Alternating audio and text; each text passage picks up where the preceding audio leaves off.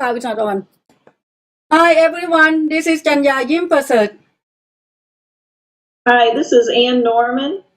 Hi, Junya. This is Andrew MacGregor Marshall here too. Yeah, today three of us are on ACT4DEM Live on Facebook. Since three of us has been very active in following Thailand situation, so today we decided that we will go on live and discuss about Thailand politics, what happened in the year 2018, and interestingly, what we think and what we concerns about what is going to happen in the year 2019. So first of all, thank you, Andrew and Anne, for coming and join me today. Yes, so it's not quite promising end of the year, isn't it, Andrew? It's looking quite depressing. We've seen in 2018, we've seen the outline of what kind of regime the Thai military and monarchy wants to impose on Thailand. They want to have a fake democracy where the king has a lot of power and the king has this alliance with the military. And it'll be a Singapore-style or a Cambodia-style fake democracy where elections may be held, but the plan is that government doesn't have any real power. So we've seen this emerging. We've long suspected this was what the plan they were working towards, and it looks like we're going to see that unfolding in the How about you, Anne? Well, for me, I'm just going to stick to talking about the things that I know, and what I know is about Lase Majesty, and it was a really big year for Lase Majesty developments. Many Lase Majesty victims were freed, very surprisingly, including Prawait Prapanakun and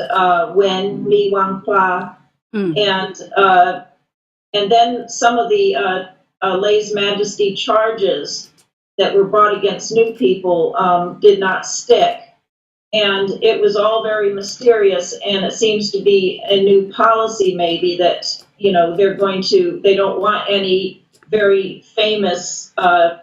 visible Lase Majesty cases hanging out there, although of course there is some very visible Lase Majesty cases hanging out there, like Tom Dundee and Pai Dao Din, and significantly both Wen and Prawait and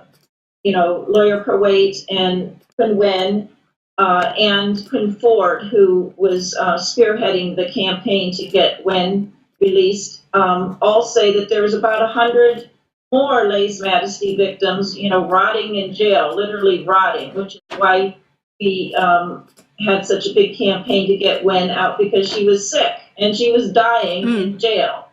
And that's what's happening very quietly to some less famous Lase Majesty victims. And I think the reason that they're trying to put a more kinder face on this is that, King Vajiralongkorn is, wants to be coronated. He doesn't want bad press. And if he doesn't want bad press, he should release all of the Lase Majesty victims, because we're just going to keep, pointing them out. And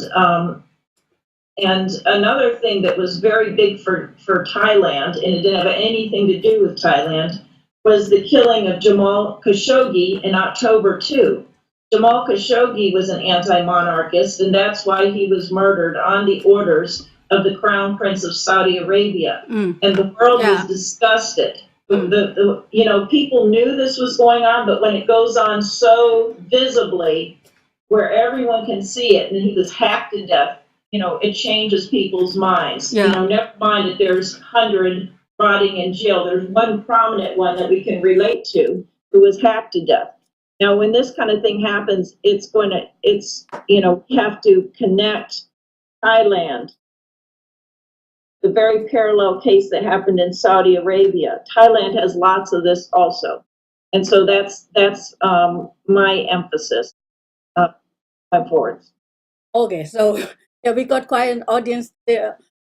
So let me say that today the program will be fully in English, but Sudha Rangupanal, also a political exercise,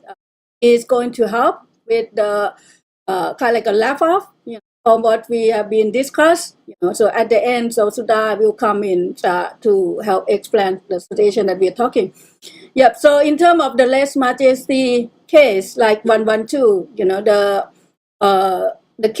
way the Thailand is now trying to not putting the spotlight of the law of 112 and allow or drop the charge on 112, but they using different laws or other law like Computer Crime Act and violations of the Junta Acts, instead of the 112. And for us, among the Thai,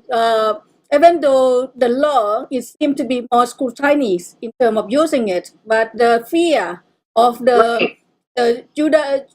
judicial killing style, the Thai monarchy styles and the Thai military style is still quite clouding the whole country. The fear is still there. Right, they accomplished what they wanted to accomplish. Nobody wants to speak out and point out the obvious if it involves a negative statement against the monarchy. I'd like to ask Andrew about this for actions about this. Well, from what we know about the lese majesty changes, we believe this derived from when Sulak Sivarak held personal meetings with the new king. And Sulak he's taken credit for this change. He says he managed to convince Vajiralongkorn not to use the lese majesty law. And he says he managed to convince him that it damages the monarchy when the law is used, which is actually an argument that many of us have used in the past. But as you say, Junya, I don't think it makes a great amount of difference because the Computer Crimes Act now expanded so much that it can be used for almost anything. So it's not just even criticizing the monarchy now, it's criticizing the junta, criticizing powerful business people. Any kind of electronic conversation that you have, which really covers almost anything you publicly say now, can be covered with the Computer Crime Act. So, I don't see much progress or any progress for freedom of speech. The wider problem is this climate of great fear. People have always been terrified of Vajiralongkorn. They know he has terrible moods where he gets in a rage. No people within his inner circle have been murdered and died in mysterious circumstances. And some of the more shocking news last year was learning about what's going on at Kawiwatana Palace, where he is believed to have a secret prison where people are held and sometimes never reappear. There's also a military training camp and punishment camp there, which is separate from the prison. And military officers, for even doing, small things like if their uniform's not perfect, they can be sent there for 3 months or 6 months, or even 9 months of punishment, away from their family, away from training. So we know that one of the soldiers, the King's Guard soldiers who was carrying the King's standard at the funeral of Pumipon in October 2017, we know that he collapsed, he fainted because of the heat. He disappeared into Kawiwatana for 9 months of punishment just because he fainted in the heat. And we know of at least one officer who's died. There's also a lot of royalists and former allies of King Pumipon who are stuck there doing military training, even though they're quite old men. So, for example, people in the Wacharatai family who were very close to Pumipon, they've all now forced to do this training. So that's part of the climate of fear. And things have got how many numbers of people in the Kawiwatana? I have my figures too, but what the number that you have heard of? If you have numbers, it's likely to be more accurate than mine. I've heard that there's hundreds of people at the training camp, at the punishment camp, but that's different from the secret jail. As for secret jail, I don't have any reliable figures. I think I just hear someone say, "Oh, yes, it can be high." And that thing can never be sure because it's like the same everything else about the Thai monarchy, I think that's more likely to be the punishment camp. And we have quite significant details about the punishment camp for people that have been there. We know people get woken early in the morning, they're beaten. Often when they're beaten, it's videoed and sent to the king because apparently he enjoys watching video of people being beaten up. It was quite a disturbing practices going on. Yeah. And people in the punishment camp had no contact with those in the secret prison. And it remains very unknown how many people are there. I suspect it's a relatively small number, but these are people that have really displeased the king and might not come out, might never be seen again. So we've got this, and this is extrajudicial. These are people that are not going through military courts. So, they're not going through any kind of justice. They're just being sent there, and this is extrajudicial punishment, and in some cases extrajudicial killings. And now we're seeing this worrying trend of disappearance of Surat in Laos, following the disappearance and presumed death of two other quite senior maverick red shirts over the past year. So it's very worrying. It seems the junta is now trying to eliminate rivals abroad or abroad who it's long been concerned about. And places like Laos are probably the most dangerous. Cambodia is also increasingly unsafe, but I think all of us who are living abroad and who are seen as dissidents face some degree of risk. Yeah. And there was two associates also of Ajahn Surachai who were also presumably killed. We have to wait to find out, for sure, but they're presumed killed alongside him. And so that's rather shocking. They're certainly missing and unfortunately presumed dead, although there's been. And another, this is less dramatic than people being hacked to death, but they're at the very beginning of the year, January 16 this year. Her name is Chenognan Rumsap Khartoum. She was a prominent female activist who woke up one morning and learned that she had been charged with exactly the same supposed crime as Pai, that she had shared that same news article. And so this, young female activist who was the most prominent female activist at the time, pro-democracy, she had to leave the country within hours, had to make up her mind and leave the country, leave everything she had to know. And she ended up getting assigned to South Korea. South Korea is somewhere where nobody speaks Thai, and she doesn't speak South Korean, and it was miserable for her. And she wrote a heartbreaking story about how she had to run. And that story can be multiplied, hundreds and hundreds of times. Never mind the 100 people who are in jail. There's also more than that who had to flee the country at a moment's notice, leave behind their families, and go someplace where they don't speak the language, and aren't able to work, and all the rest of it. And it's just inexcusable. It's heartbreaking, and it's all because she shared a news article with actual facts. Nothing in that news article is under dispute. So she shared something true, and her life is ruined. And multiply that hundreds of. That's what's going on very quietly. Our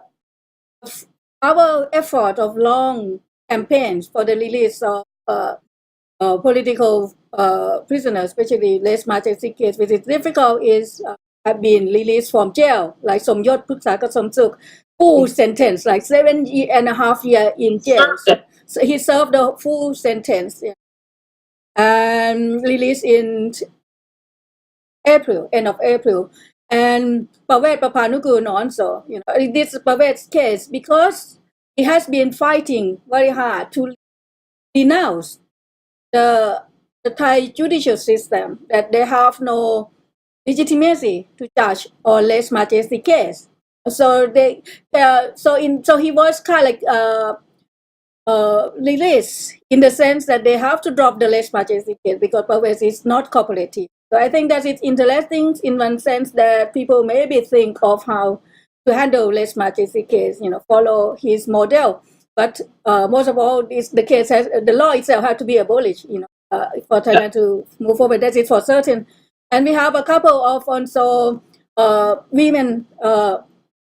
activists or people who involved during this chaos in Thailand who has been trapped in this lèse majesty and thrown in jails and refilled bails. So we have Van released after 2 years in prison, and also in November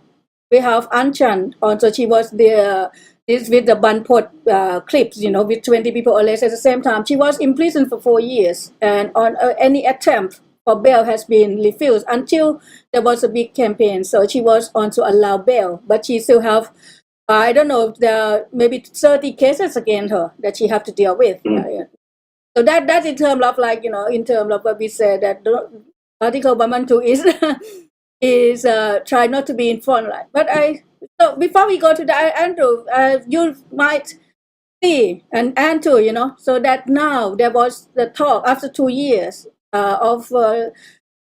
being called the King of Thailand, also has been talking about coronations, and the King is now kind of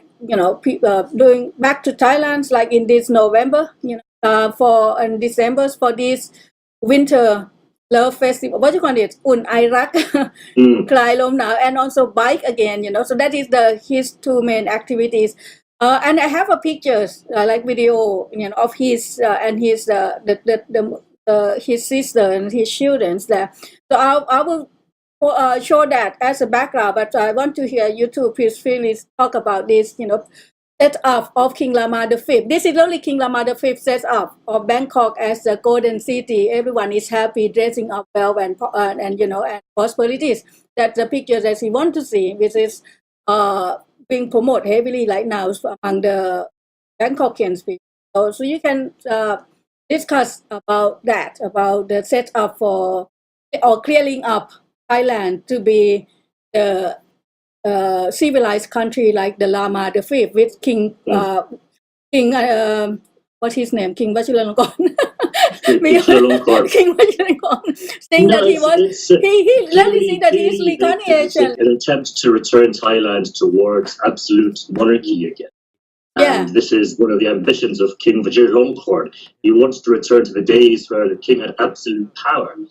And that's why we see this nostalgic soap operas being promoted. That's why we have the winter fair, where everybody has to pay to dress up in these old-fashioned clothes and they walk around.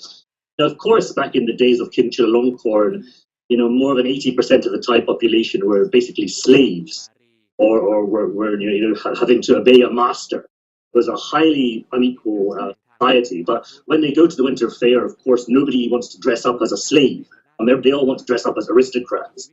And it's trying to revive this idea of the golden age of Thailand, when everybody was happy. There was a beloved monarch that looked after everyone.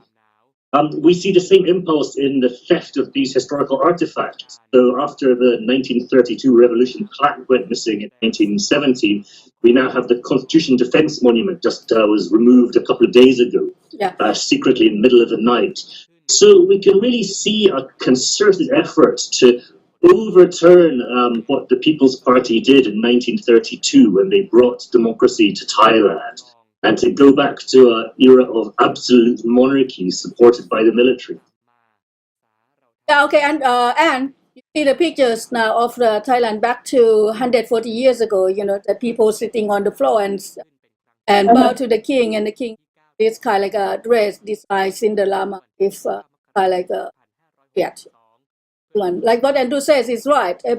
People who go to this Un Ai Rak festival usually dress up as an elite, but they also organize crowd of people like the masses, wearing yellow shirts who sit on the floor and then greet them like that. Well, we have the same thing here where, in our history, we had slavery and some of our founding fathers were slave owners. And, the way that we have to deal with that is to remember both sides of the story. So if you, for instance, go to Thomas Jefferson's house, which I do often because I have a vacation place near there, you get to hear both sides of the story. You get to hear that Thomas Jefferson said that, all men are created equal, and, all the wonderful things that he said and did. And you also walk through the slave quarters and see that, he had little boys making nails, and, with an overseer with a whip. And so, you see both sides of those stories, and you have to see both sides of those stories. If you don't, then, it's everyone makes up even bigger stories, because if you try to suppress something, and there's some big ugly sore there, it would be impossible to celebrate Thomas Jefferson if we didn't look at both sides of the story. And in Thailand, it's fine to celebrate, that there was certain, dress of the past, whatever, if you look at both sides of the story. But you're not allowed to look at both sides of the story, and it causes a great big festering sore. Another thing that happened in the United States that was, I thought, relevant to Thailand was there was a museum opened up for to remember the history of lynching. We had something very similar to Lay's Majesty, in that vigilante groups would go out and hang people, and they would have a little fake, extrajudicial, court for them, but it was just fake. They just grabbed them and lynched them. And usually the people who were lynched were people who were Black people who were very successful. And that caused resentment. Like, they don't know their place. They don't know that they're supposed to be, submissive. And this is what they're doing with the Lay's Majesty. They're going out and they're lynching people, figuratively speaking. You don't know your place. Your place is to be oppressed and submissive and scared. And that was the point of lynching. Now we have a museum to it, so that we can remember our history and learn from it. Thailand needs to face their history. Thailand needs to face this. It's not something that can go into the future. You can't be Thailand 4.0 and be lynching people, or be throwing them in jail for sharing a news article. It's the same thing. I'd like to get. So, Andrew, your favorite future queens appear differently in this videotape. You see that. I think you also bring her topic up in your Facebook about the future queen of Thailand. What do you think about her, Lo, in here? Well, when she opened the fair with Longkorn, it was a strange day. I mean, first of all, the king was more than 3 hours late to all of his events that day. So the opening of the fair was 3 hours late. The mass cycling event was hugely delayed and caused chaos around Thailand. But also, we saw Sutida, we believe that they're married already. And so his current wife, his fourth wife, she seemed very upset and very distressed on that in television pictures. And if we, from all we hear about how Vajiralongkorn treats the women in his life, it's perfectly understandable why she might be looking so upset. I have these pictures of Vajiralongkorn that bring him into kind of like the spotlight of the world. I think they spot him before 6 months before his father died at the airport in Munich, and with this kind of tattoos, and what you call it, the sportwear, and then they spot him again in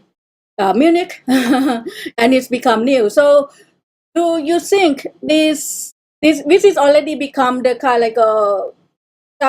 the flood? Like these pictures of him, it's flooding the internet, and it's kind of become a trademark of Thai King already. Do you think he can dress up, or he can change that kind of image when he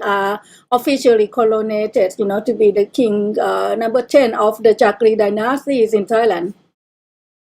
I would like to say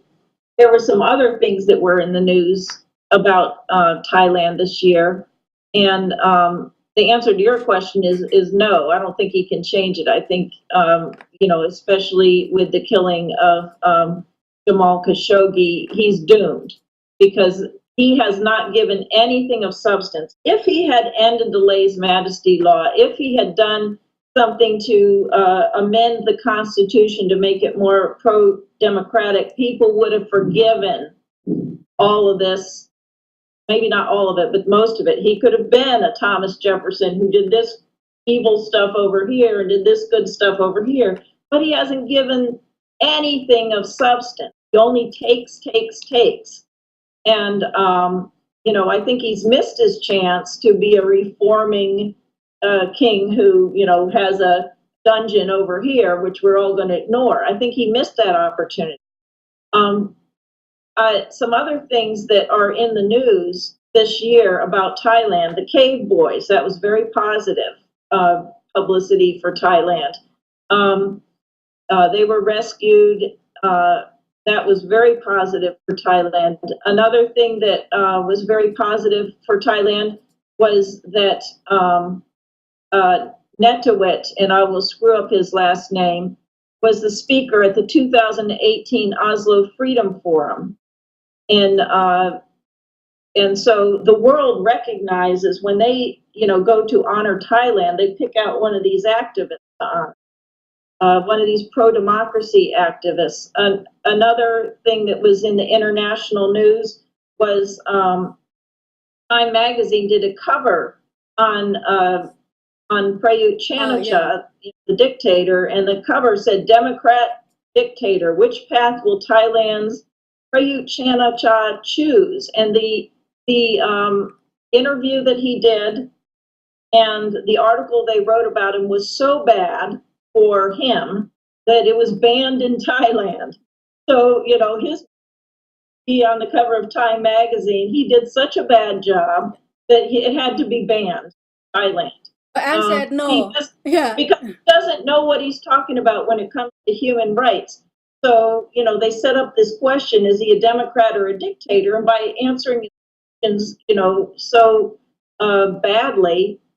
it made it clear that he didn't understand the meaning of human rights. He considered the pro-democracy demonstrators children. He said he treats them leniently because they're children. Meanwhile, he was speaking about Kun Bo, who's 40. He was talking about Ekachai Hong Kong Wan, who's 40. He considers them children. He considers the people of Thailand children. And that is the heart of the problem. It's paternalism. It's not human rights. He thinks human rights means I'm not killing very many people very often. That's what he thinks human rights means. That's not human rights. Human rights is to respect the people and have the government come from the people. Meanwhile, the Constitution that his junta wrote, the U.S. Constitution starts, the preamble starts, "We the people." And the preamble to the Thai Constitution is, "You the people are to blame for our current problems because you are uneducated and immoral." And if you think I'm exaggerating, go look at the preamble to the Thai Constitution. It is paternalistic. It's, you guys screwed it up. I'm coming here to help you. That's what the beginning to the Thai Constitution is. And it's just kind of irredeemable. We need somebody up top who understands human rights. And luckily, there are some candidates who 100% understand human rights. Some candidates for office going forward. We touch on the quite a personal, quite in details, sorry, also detailed people that many international people might not know. But for people who know Thailand's names mentioned here are kind of like visible activists and actors that try to shape Thailand to a path of democratic that respect the people. But I still want to get back to because this is also will related to next year. That will Vajiralongkorn can erase his pictures of the mafia prince, womanizer prince and brutal prince into the king that he want to be, which is Lama the fifth, King Lama the first, or King Lama the ninth with his father. Can he do that, Andrew? Well, it seems impossible in the current internet era. You know, this information has come out already. Now, personally, I don't care what he chooses to wear on his days off. If he wants to go around a German shopping mall wearing a crop top and fake tattoos, that's up to him. And I'm more concerned about the human rights violations, the way he treats people in his inner circle, his extrajudicial prison and punishment cap at Taiwatana, and so on. I'm more concerned about those elements. But all of these means that, you know, many Thais are living in a climate of fear. They don't love the king. They're afraid of him. And that's really at the heart of the problem. I don't think the actual coronation will have a huge impact. It's really a cosmetic thing because he's already king. But from what we gather, he does want Thailand to be more like a democracy at the time of his coronation, which is why he supports this new constitution and the junta's efforts to have kind of fake elections, so you have a fake democracy. At that stage, he wants to be crowned king. I was also going to bring up when you said, how does the world see Vajira Longkorn? This wasn't big news in Thailand, but it was big news for me and Andrew because it summarized the way the international community sees Thailand. And it was an episode of a U.S. TV program called Madam Secretary, the fictional, Secretary of State. Gets involved in a lèse majesty case in Thailand. And the trailer for that episode is a dissident standing up and denouncing the monarchy. And for me and Andrew, that was just like goosebumps. It's probably not for Thai people because they can hear it directly in Thai. Me and Andrew don't hear it as often in our own language. But, this show presented a dissident standing up and saying in English, denouncing the monarchy, and then getting dragged off the stage. And that was just the trailer. But the actual opening of the show had the Madam Secretary explaining to her husband, there's no such thing as freedom of speech in Thailand. That is the quick summary of the way the world sees Thailand. And the rest of the episode was ridiculous and showed that they don't understand Thailand very well at all. But the only thing they do know is that the king is a tyrant and that there's no freedom of speech in Thailand. That's the quick summary. They get everything else wrong. They don't know anything else about Thailand except hot Thai, evil king. That's their story. I saw that one. Have you seen? Yes, I have. Yeah, I think it's quite bold, And the other big, gigantic, important thing for Thailand, nationally and internationally, was that song Protect Bumi, the rap against dictatorship song. That was completely amazing. That was amazing to Thais. That was amazing to international people. It went, as soon as I saw it, I went, oh my God, this is the greatest thing in the world. It reached 20 on YouTube in the world. And it was just so interesting to see 10 different rappers, 10 different verses. They didn't even coordinate. They just came out and each spit their verse separately. It was amazing. And I'll just read like one example verse. A country where the point of the gun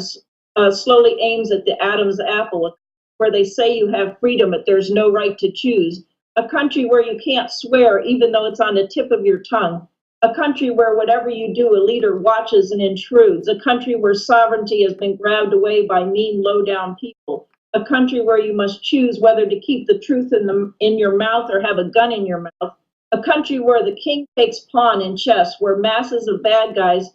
shoot at people. That's what my country has. That's what happens in my country. And this is so powerful. They threatened these rappers, and they when they threatened them, they said, "Watch out what will happen to you and your family, and your family."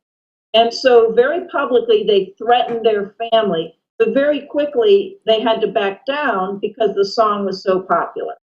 And so this is a really, really good sign. And when Thailand bursts into the news with art, you know, I love that. I love that. There's so many good, talented people in Thailand. I love the world to see that. And I think that's also and it makes the Thai military junta was a bit uneasy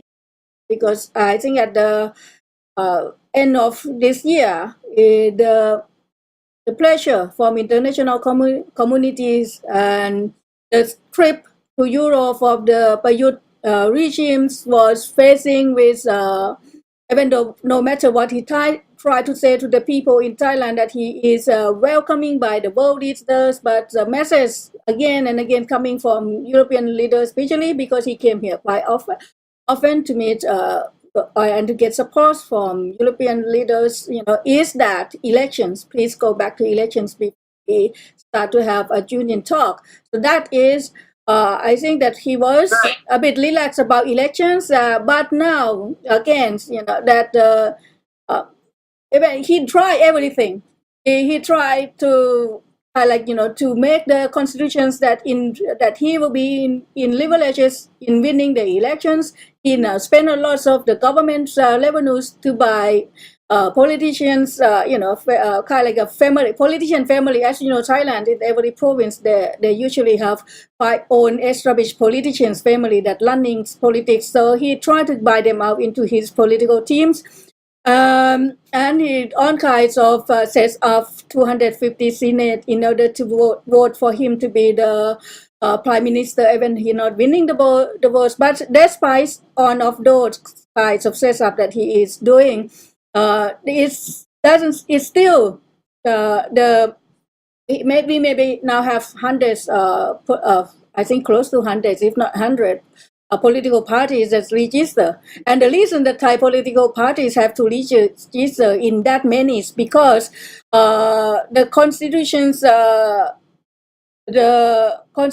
court is so powerful that they disqualify political parties just like snap of the finger. So they have to have 2-3 political parties in order they can run to if the political party has been banned or disqualified. That's why we have hundreds of parties now waiting for this.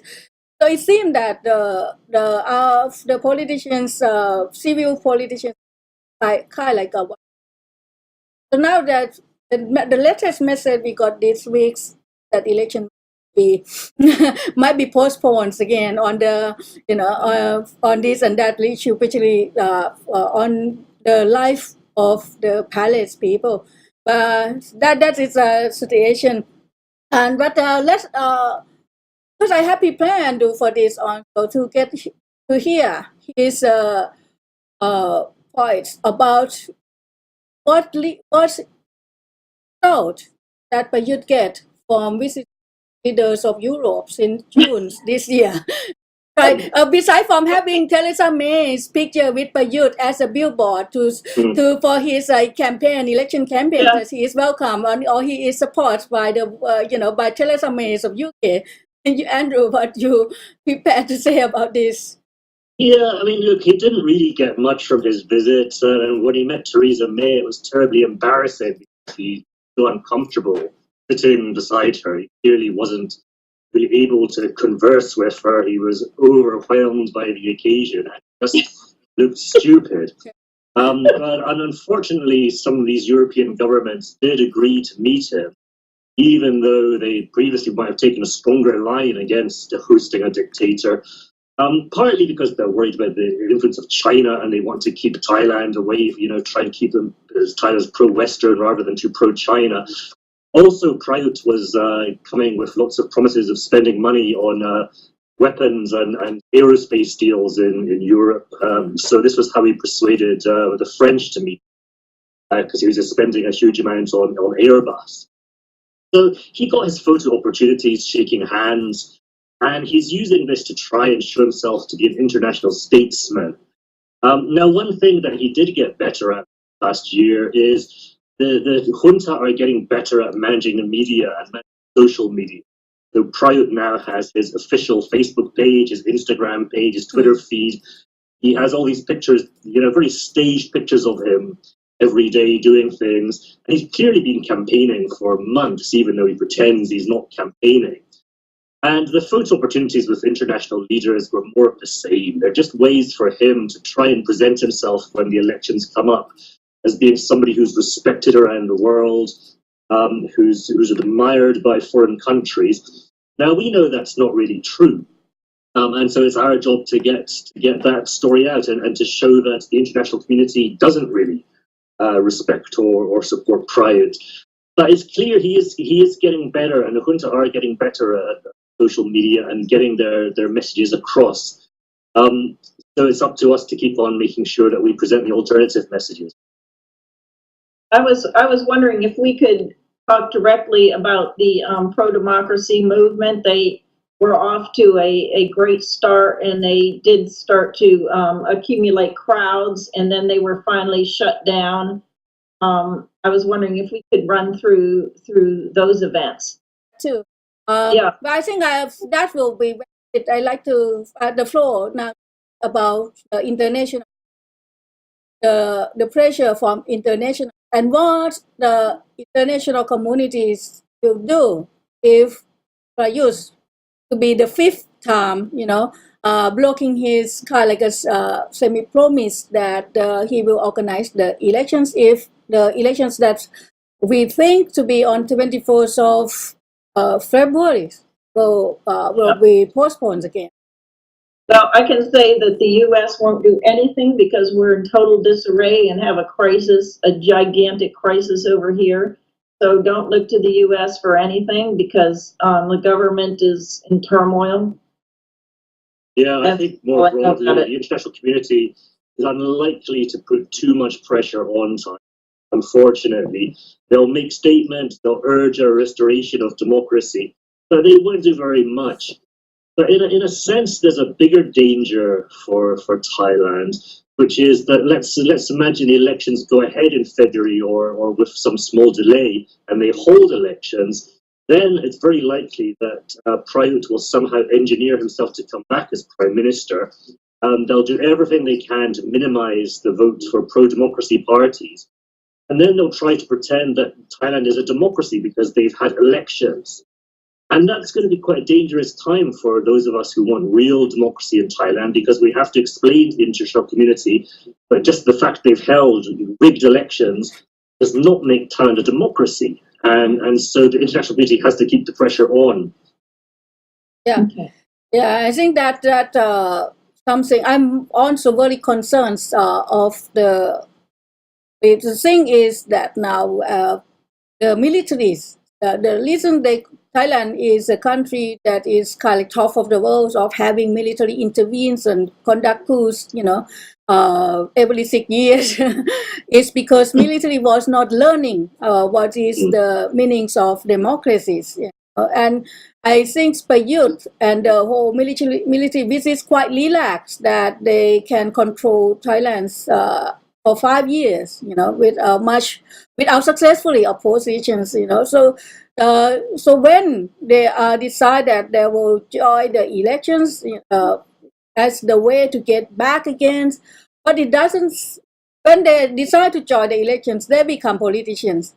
They have to play the politicians' way. But now, when there is no official announcements of election, then Prayut, I think for just 1 month, he did everything, forming the party, buying the politician leaders, getting to make sure on of those Senate that he can control. But it's still on of the polls and, on of those kind of predictions that his credibilities and his famous is not increased, but has been decreased. So already the message from the military gangs and from the loyalist gangs is that if they cannot get in, there will be violence again. And the message of the loyalist gang, like Suthep Tixuban and some of academics on his yellow gangs, is how to say the constitution doesn't matter, politician doesn't matter. What is matter that is the king, that we cannot lacking the king just for a day. And he said that that they will do anything, to form the political parties in the name of the king, and then they already throw kind like a label, that any prepare to label and make a taboos to any politician leaders or any political parties that are not, kind like show abundant love and respect and bowing to the king. And that is the loyalists, the monarchists, the military gangs is like boom, boom, boom, like in this just few months to use the same technique that they did. So that was kind of like a Wallism of it too. Well, I mean, they're going to do everything they can to cheat. They already have been doing everything they can to cheat. The constitution is rigged. They've been buying up other politicians, as you mentioned, and they may well dissolve the Thai party. They believe it's going to win too many votes. There's this ongoing case. They may decide to dissolve the party. Yeah. So they're going to try everything to make sure they win. And if they still somehow manage to lose, then you're likely to see these other situations arising again, such as street violence being spurred by the nationalist and the yellow side. Oh, Anne. Yeah. I was just going to review, the sort of like the rise and fall of the pro-democracy movement throughout the year. On January 20 to about February 16, there was the We Walk protesters who walked from Thammasat University in Bangkok to Democracy Monument Road in Khon Kaen. And so this was a march across the country and involved, hundreds of people. And because there was a law against walking in groups of more than 5 for a political purpose, they split up into separate groups of 4 and carried like a flag and did it as a relay. And so separate groups of 4 marched along, and they filmed themselves every step of the way to help prevent, being attacked along the way by officials, which some of them were arrested along the way. And they were publicizing issues: state welfare, universal health care, food security, community rights and environmental protection, political rights and democracy. And this was a real grassroots thing that was a real sign of hope. There is a lot of yearning for democracy in Thailand. And when outsiders see, they see, all this ugly stuff that people in power are doing. And I hope that they also see what's happening from the grassroots. Then there was a deputy dictator, probably Wang Sawan's watches scandal. Yeah. Some people very cleverly discovered that the deputy dictator, he calls himself the deputy prime minister, was seen in public wearing this extremely expensive watch, which didn't make any sense considering his modest salary. And so then a group on the internet started looking through old pictures and came up with, like 20 watches. I forget how many. And it was like, it all added up to like $500,000 worth of different watches that he was wearing on different days. And so his case actually went to the, corruption investigation committee. I don't know what it was called. And they just recently cleared him. And so that was a huge disappointment to everybody because, of course, that's why the junta took over. One of their excuses was they're going to get rid of corruption. And now they have corruption of, evidenced by the number 2 spot. Now, people suspect he might have gotten those watches as kickbacks when he bought, a lot of expensive military equipment from different companies. And he claims otherwise. But in any case, it was a huge disappointment that nothing was done about this. And all year long, the pro-democracy activists made fun of him wearing, watches all up and down their arms like this whenever they go to their pro-democracy demonstrations to draw attention to corruption in the junta. And one of these protests where they were drawing attention to the watches and calling for elections, 7 people were charged with sedition for leading a rally. This was on January 27, and it was like, first they just went after like the top, Junya, Bo, Rangsaman Rome, Natawit, Ekachai Hong Kong Wan, and on Nampa, one other person. So they take these superstars of the movement and they charge them all with sedition to try to shut them down. At first, they did not give in, and on February 10, Rangsaman Rome gave an amazing speech right near Democracy Monument, perhaps like 400 or 500, and it was just amazing. And all of these people taking turns making speeches. It was crushed not long after, a few months later, by throwing those, the leaders in jail for a day and letting them go after making them sign something. I'm not 100% clear if it's exactly the same movement. I think they called themselves the Konyak Luokdang, the people who want elections. I think that Kun Ford is still leading a group called the People Who Want Elections, and it seems much smaller, but it is continuous. They keep marching, calling for elections, singing different pro-democracy songs, and doesn't seem like anyone's stopping them. And also, but they don't have large groups. The corruptions among the militaries in terms of the personal corruption is very clear. And besides from corruptions in terms of passing bills, passing law, and putting their peoples into the high-paid, cabinets or high-paid national assemblies, and those issues, I think that is the reason why too, that they now know that even their spies, like they protect each other. Prayut is protect the whole assembly that he set up himself, and even Pawit, which have I think Pawit and 25 Watch, reviews, corruption levels has been maybe one of the most clear case, but Prayut, the military, still can conceal his or protect him. This is because there was much more damage. That's much more expensive cost that the military gangs did to Thailand. And if they accept any kind of corruption charge, that is mean everyone is affected. And that is one thing of the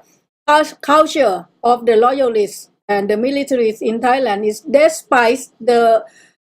rejections or the voice or the protests of the people, they protect themselves. And they are solid in that. And so how we look back, and that is because of that is their natures. And this is very difficult also for the people. Black them, no matter what channels, in terms of judicial channel in Thailand, no matter what channel you go through, you can never win them, and they all corrupted. And then that is how the monarchy also continue to exist in Thailand, because it has been used as the political figurehead, where people can try to balance the power with the military. And also how the King Lama the King Lama the 10th now, the gaining of his popularity also relying on how he going to react on these coming elections, or how he's going to accept the democratic or electoral governments, or how he going to not doing any kind of influence to help the military in these coming elections. So anyone have a say on that kind, like bigger pictures of this? Still, the political place between the Thai militaries, the monarchies, and now the space for the public jet, and then we come back to, and also that there are very few pro-democracy groups, and what is the situations and how we are going to have monitor of watching them in order to maybe as being a safeguard so that they cannot be so fragile to one of those kind of violence that can be directly at them in order to shut them down. But first, like to hear that that's the political place that Thai militaries have been quite professional. Will they success again? I get back to Endu. You have been silent for some time now. Sure. Well, I mean, as we know, there were officers in the military who wanted the military to become neutral and to be a professional military force. In the 1990s, we thought we saw some progress, but now what we're seeing really is a return of the alliance between the military and the monarchy. And specifically, we see King Vajiralongkorn surrounding himself by allies from the King's Guard. He's now in personal command of the King's Guard. They're being moved in to be stationed all around Bangkok in all the key strategic locations. So really seeing almost a merger of the military and monarchy. We're seeing Vajiralongkorn as a very militaristic king who's using the military for his own ends. At some points in Thai history, there was a little bit of pressure between the palace and the military. They might have different goals, but at the moment we can really see Vajiralongkorn, the new king, and the military with all his hand-picked officers at the top working together. We might see actually the junta being slowly pushed out after elections because they're not really part of the king's inner circle. But I think the military and the king will continue to be the decisive power player in Thai politics, even after these fake elections. And Thailand will nominally be democratic, but actually the same people will be pulling the strings, and most of the Senate is made up of military nominees, for example. So they're going to continue to try to dominate Thailand and politically. So it's not going to be bright future because the constitution in trap. In itself is a trap. So Thailand cannot move forward without fixing the constitutions to be more people participated constitution. So that is the trap already. That it's going to take many years for Thailand to emerge towards real democracy. And I think a lot of even people like the Anakot Mai party leaders, they've been saying this openly. It's going to take years. And unfortunately, 2019 will be quite a depressing year, I think. But in the longer term, we're seeing a lot more younger Thais becoming more politically engaged. They're getting much more information from the internet, which is useful. They're beginning to question all this corruption and all these old customs. And there's also the point that after the current king dies, there's no obvious heir. The power of the monarchy is likely to diminish very rapidly after the current king died. That might still be for many years. But longer term, I think democracy has good prospects in Thailand as the country develops and the monarchy naturally diminishes. In the short term, the situation is looking quite depressing. 2019 is unlikely to be a happy year for Thai democracy, even if the Thai pro-democracy parties do relatively well at the election, because it might just lead to another wave of repression. It's not going to be a future. 2019. Well, the one thing I want to say about the military's, clamp on everything, I think there's one string that could be pulled to unravel things, and it's a suggestion of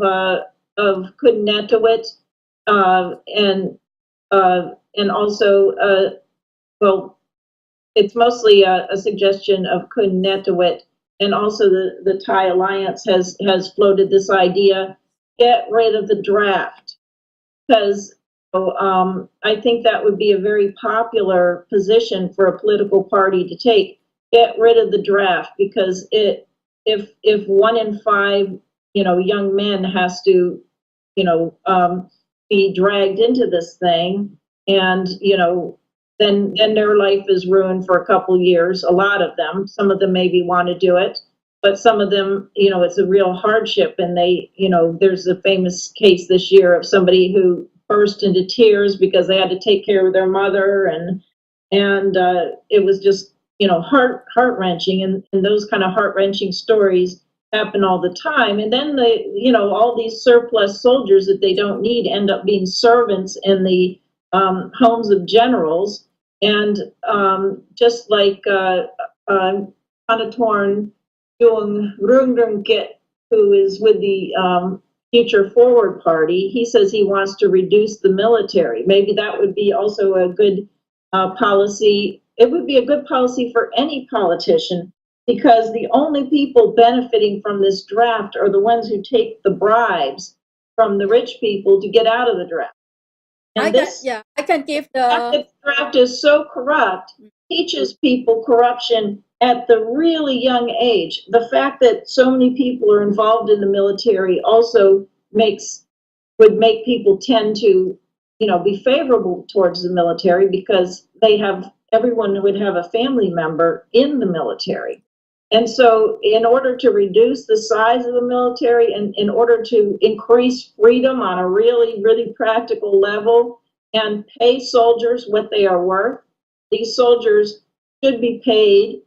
whatever it takes to hire them, and then they won't be abused. Right now, they are abused because they aren't, valued at their full worth. So pay soldiers what they're worth, and then hire only those that you need, and then that would eliminate the corruption that is involved in this draft. And I think that this is a string we could pull that would really improve Thailand on a lot of levels. It would be popular. I think it would be popular. Literally, soldier that's come to the draft, and the draft takes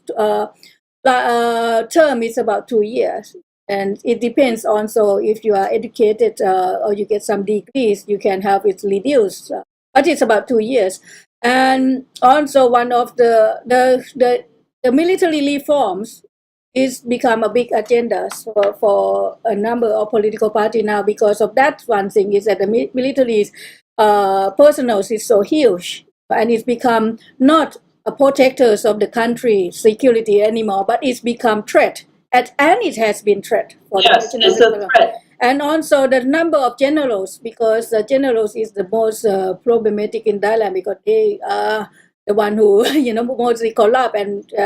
so we have about 1,400 generals, which is about 4 times higher than the number of generals per military personnel than in the USA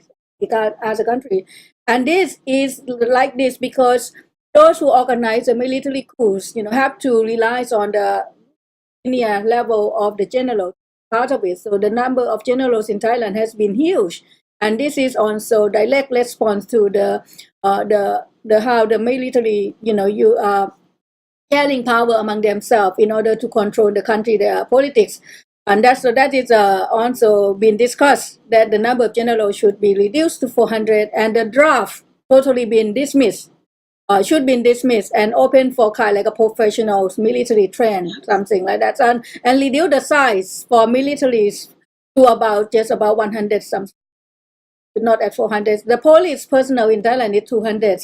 So the police have been always, can never rebel against any militaries, even at the personal levels to the national levels, because there are too much less power and too much less in terms of figure. So that is the situation of Thailand in terms of what the big challenge, besides from getting monarchy,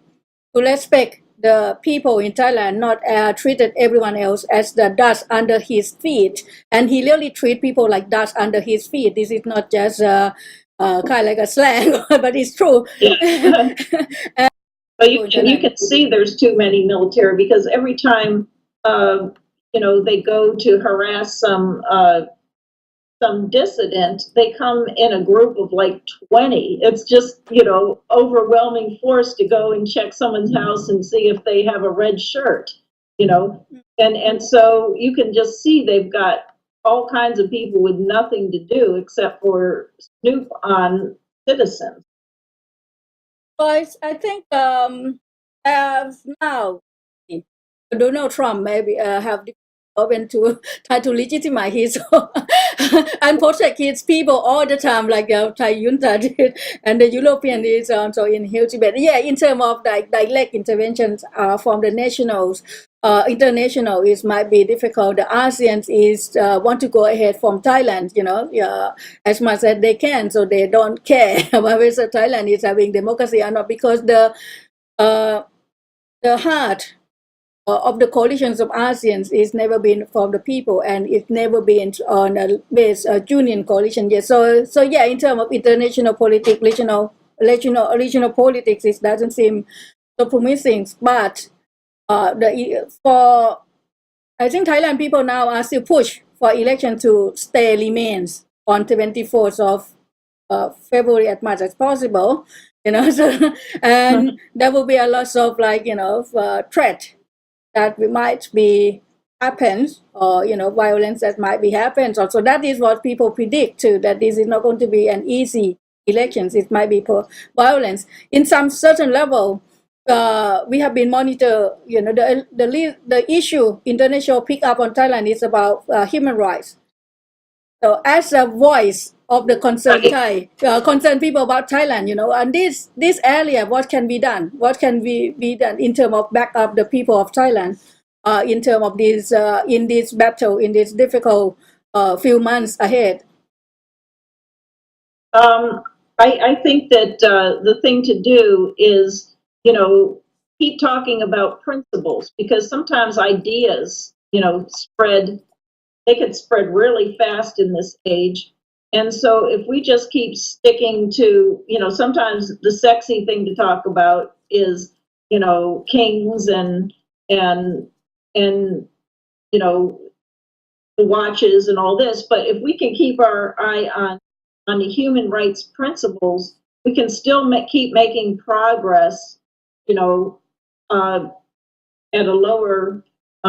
level of power.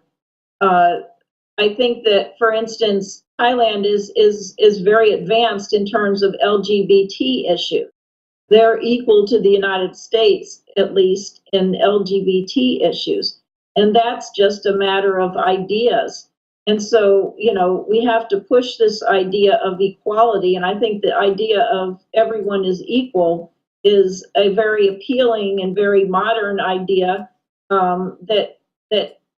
will spread, nevertheless,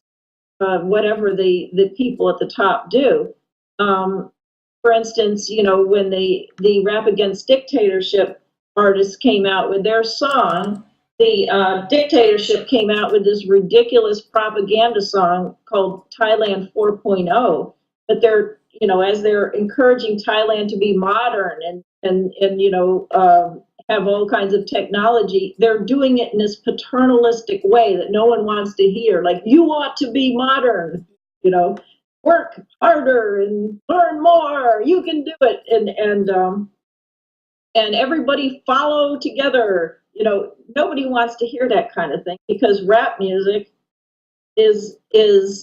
the thing of the future. It comes from the individual, and it's not about, rap music is not about somebody at the top telling you what to do. So I think that there's going to be a lot of progress made at the level of popular culture. One thing that the junta did that was very liberal recently was it legalized medical marijuana. That's huge, because there still are some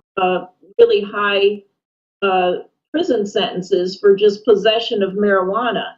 There still are, but that was a huge liberalization. And you can even make some of these liberalizations unilaterally. And it's just because it's an idea whose time has come. There's the junta itself has reconsidered this bill on torture making torture and enforced disappearance illegal. It went to the National Assembly on December 22. I don't know what happened after that, but I wonder if even a junta couldn't be, shamed into passing one of these bills because they are trying to present themselves as modern and civilized. And so another thing that happened this year that was a good thing, boys and girls under a certain age are not allowed to be in boxing. So some of these child labor things, these are huge. And so these are ideas whose time has come. And hopefully, things could change very, very quickly if any of these democratic parties gain a lot of sympathy from the voters. Things could change very, very quickly. Yeah. In the United States, I think this was the Me Too movement. Suddenly, things changed where date rape, stuff like this became very, very well understood, and people came out against it, and they finally realized no matter how powerful you are, you can, sexually harass somebody and use your power over them to get sex. As supposedly civilized as the United States is, it went on in certain parts of our society up until now. Okay, so these ideas can just spread like wildfire, and there's nothing we can do about the military holding all the guns right now, but we can keep talking about our values. All people are equal. These are the human rights in the Declaration of Human Rights. Make everybody aware of it. It should be popular, just like rap music. And so I'd like to ask Andrew too, because Andrew is really good. I think he's one of the only international journalists who sacrifice so much in order to talk the untouchable issue, and he have make a lot of awareness internationally. His work in exposing the Thai monarchies, and that is the laws that is, for me, I think that it's the very important, because the compromise of the people in Thailand now in terms of not talking about the monarchy is worse. Because of the elections, they are afraid that they will lose their capabilities for being the candidate or winning the elections, and also the compromising the atmosphere in Thailand, and then the climate of fear of the king personally experienced, So the laws of the international media focusing on the Thai monarchy, that I really request that you do more, Andrew. And what you would like to focus also on the next year from now on about this monarchy, what issue, and then how it can be even more successfully in bringing awareness, and in order to also help maybe changing the practice of the king Vajiralongkorn to be respect of the people in his own country or his own kingdom. Well, as we've discussed, it's a slow process, but I think what we're probably going to see in 2019 is some kind of fake elections leading to remaining prime minister, and to have this kind of military monarchy leadership really dictating events while pretending the country's a democracy. But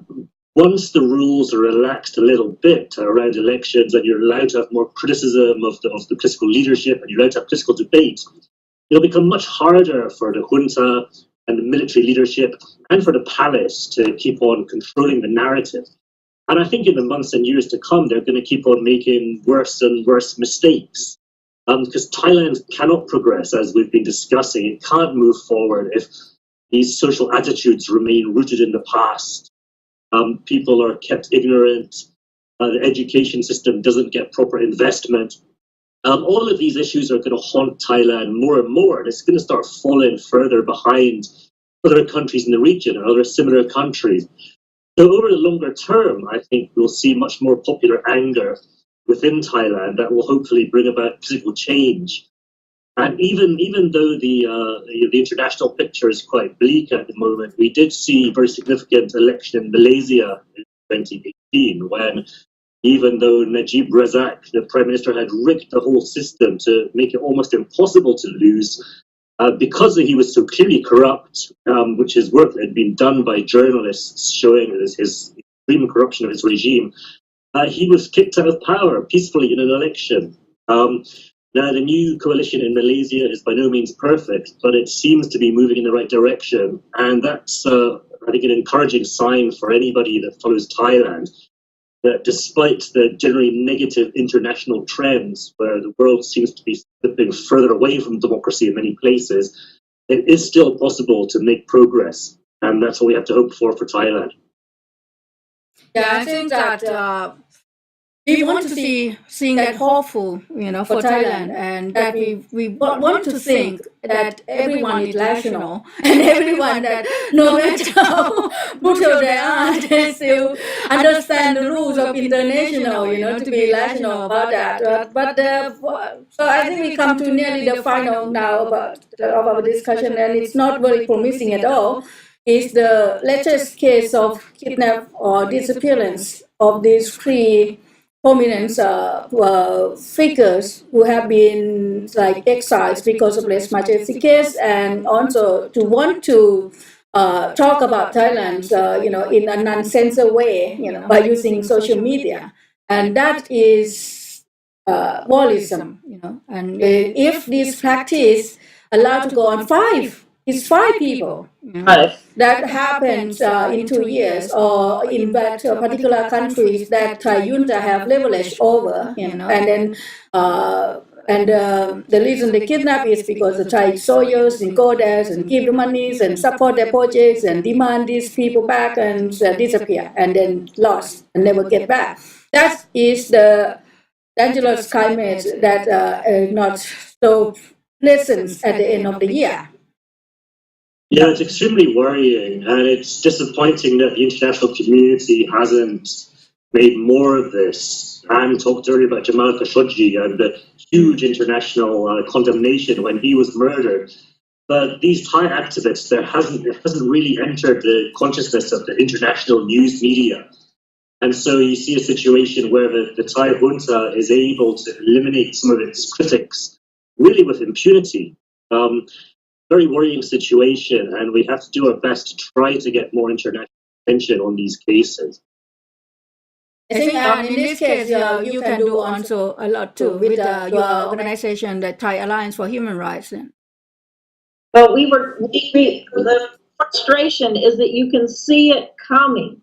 It's not only that, oh no, we're so surprised that these people were murdered. It's that you can see it coming and you dread it and you dread it and you dread it, and it happens. Because these people say that we are being hunted. And so it's coming, and it's just constant fear. And one of the things that happened at the very beginning of the year that we paid a lot of attention to, because we thought it was probably, related, was that Thailand returned a Cambodian refugee, Sam Soka, a woman, to Cambodia, where she's in jail for throwing a shoe at a billboard of dictator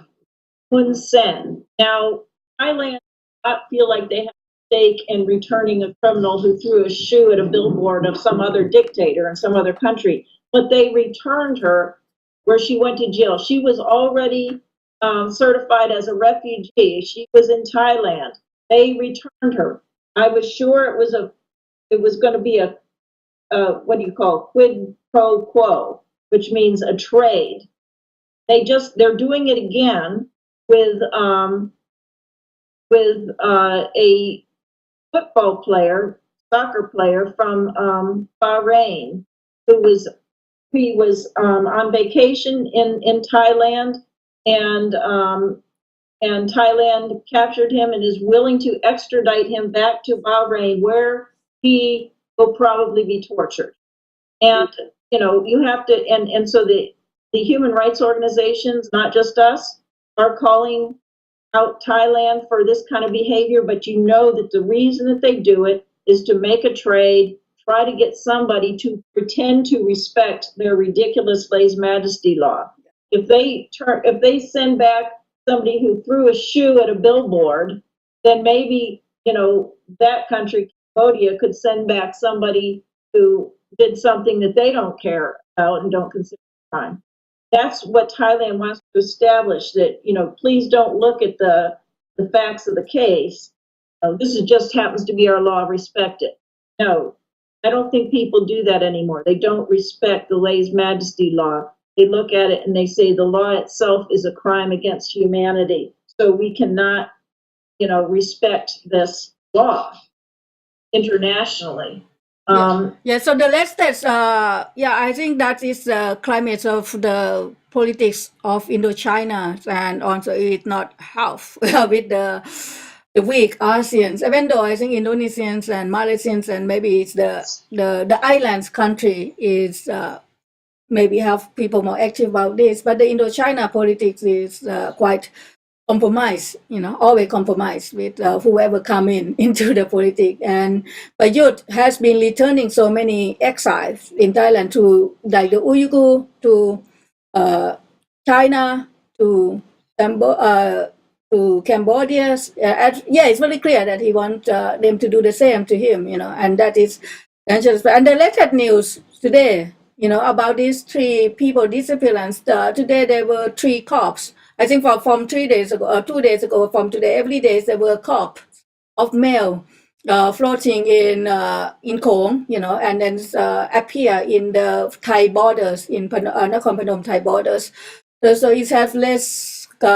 huge concerns with these 3 cops, with all males. Is they have like they were handcuffed, they have their leg ties, and they have like stomach taking out, their face smashed. And they put cements in the bodies in order to sink them, and now it's immersed in the body, in the Khong rivers on the Thailand side, and people had been spreading the message warning that they are the 3 Thai renowned activists that has been missing 2 weeks ago. So we will follow about that, and if it is very clear, that is them, which I don't want to wish it to be. I want them to be alive, but if it's very clear to be them, this thing should we should pressure international community to take action seriously, because it's directly linked to the monarchies, directly fit the message circulate aloud that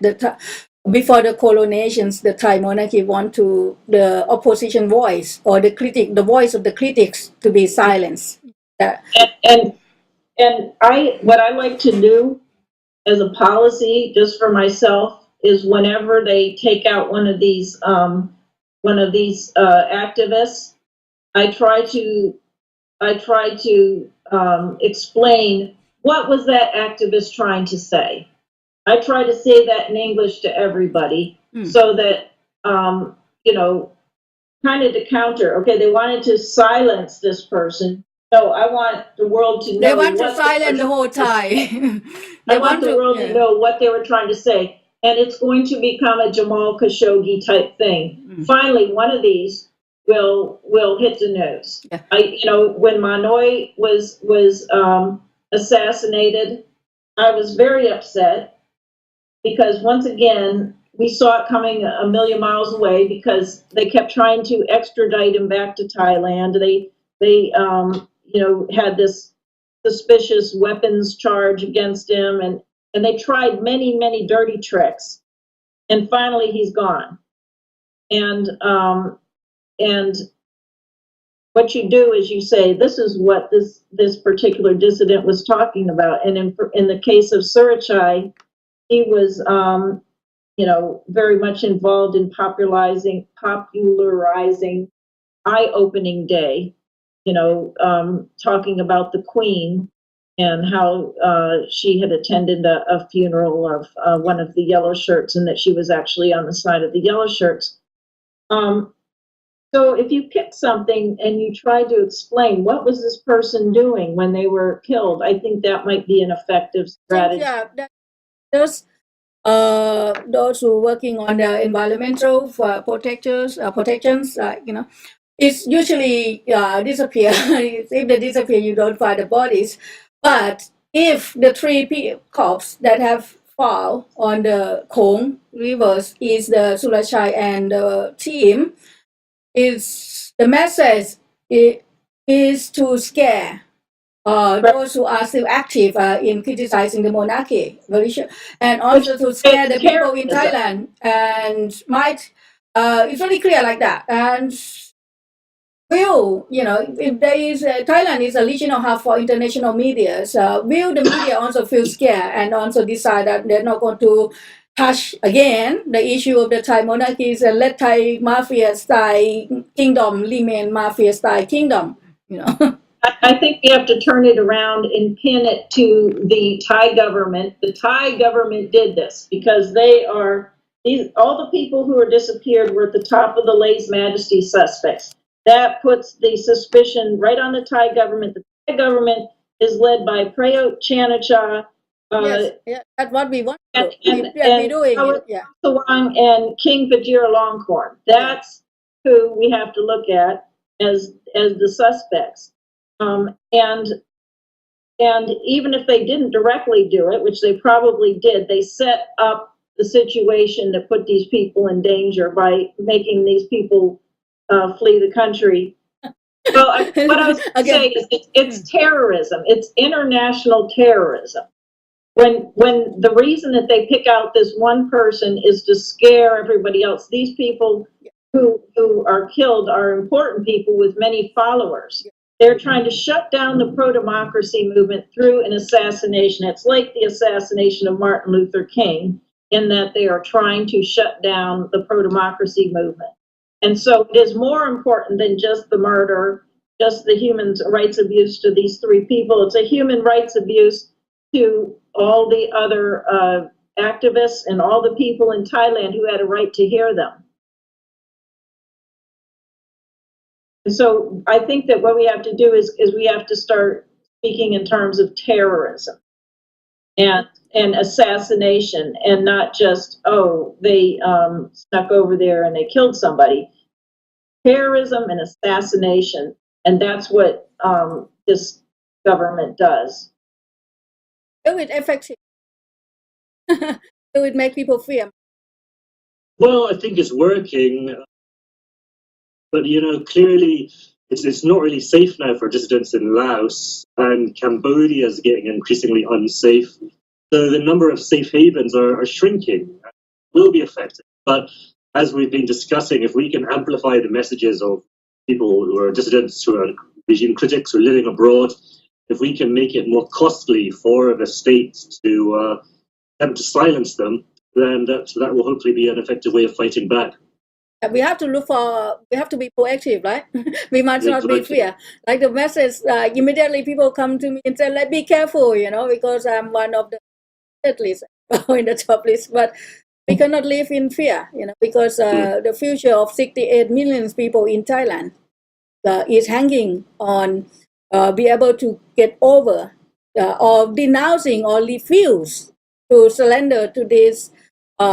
Monaco militarism's, operations Thai style that has been running the country for so long, 80 years, So that's one thing. Yeah, I think we did go over a lot and did really talk frankly from our point of view about Thailand, especially in terms of the human rights violations, in terms of the freedom and rights of expression, in terms of not so clear future, not so bright future so soon in the 2019, and it still be a tough year for Thai peoples. Even if the elections has been processed as planned, or even the military junta lose, the powers, how are they going to fight back to get back into the game? So that is the situation in Thailand that people are watching now. I'd like you two to have the last summary, maybe about looking ahead, about and may also more kind of like giving hope for the people in Thailand on looking ahead in 2000 on how the people in Thailand can participate or to join force to make change for the year 2019. I can start with Anne. Well, I guess I would just say, you know, if you're suppressed in one direction, you know, make change in your local area.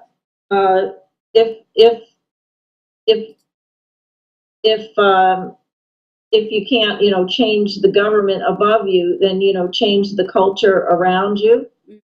You know, our values are equality and respect for our fellow humans, and everyone can do that while we wait for the situation to break, you know, politically. So, you know, respect for our fellow man and rights for everybody, and tolerance of diverse opinions. And recognizing that we need diverse opinions, even if somebody else's opinion is wrong, it challenges my opinion and forces me to think harder. And it's a positive thing to have a lot of dialogue in society. So hopefully, a lot more tolerance of dialogue, a lot more curiosity of you know, looking for the news, which I'm sure there already is plenty of curiosity about the news, and the hope is that there are so many, you know, great leaders out there. They haven't, you know, attracted huge crowds because of all the suppression, but the leaders are there. You know, if the right leader did get a following, you know, Thailand could shoot ahead of the United States in terms of human rights as we're going backwards. You know, there are some really good people out there who could lead the government. But you have to choose and not stick with the bad one you have. Yes. And so we come to Andrew. What is want to say by people in?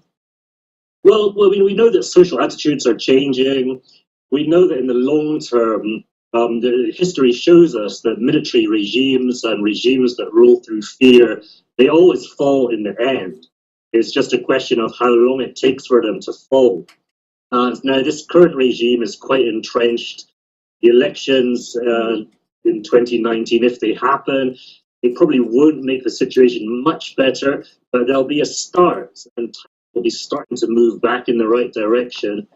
As I said, history is on our side. We know that this regime can't survive. Regimes can't rule through fear. And as social attitudes change, as more and more Thais become informed, there will be change and there will be democracy in Thailand. But it's going to be a long struggle, but we'll get it. Yeah, a long struggle. And that is something that we really need it now to keep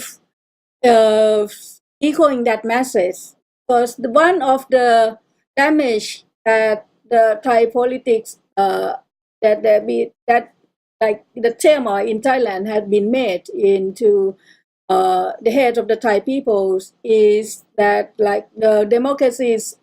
you know, because it has been interrupted, it has been so weak, you know, people lose hope in democracy and in the process. And because the elitists, the military, the loyalists, always like manage to use to intervene, you know, like fast track democracy, like, you know, to bypass the word of bypass democracies and jeopardizing democracy on the time. And people think about fast track, you know, thing is just like you clap so fast. And sometimes it's important to remind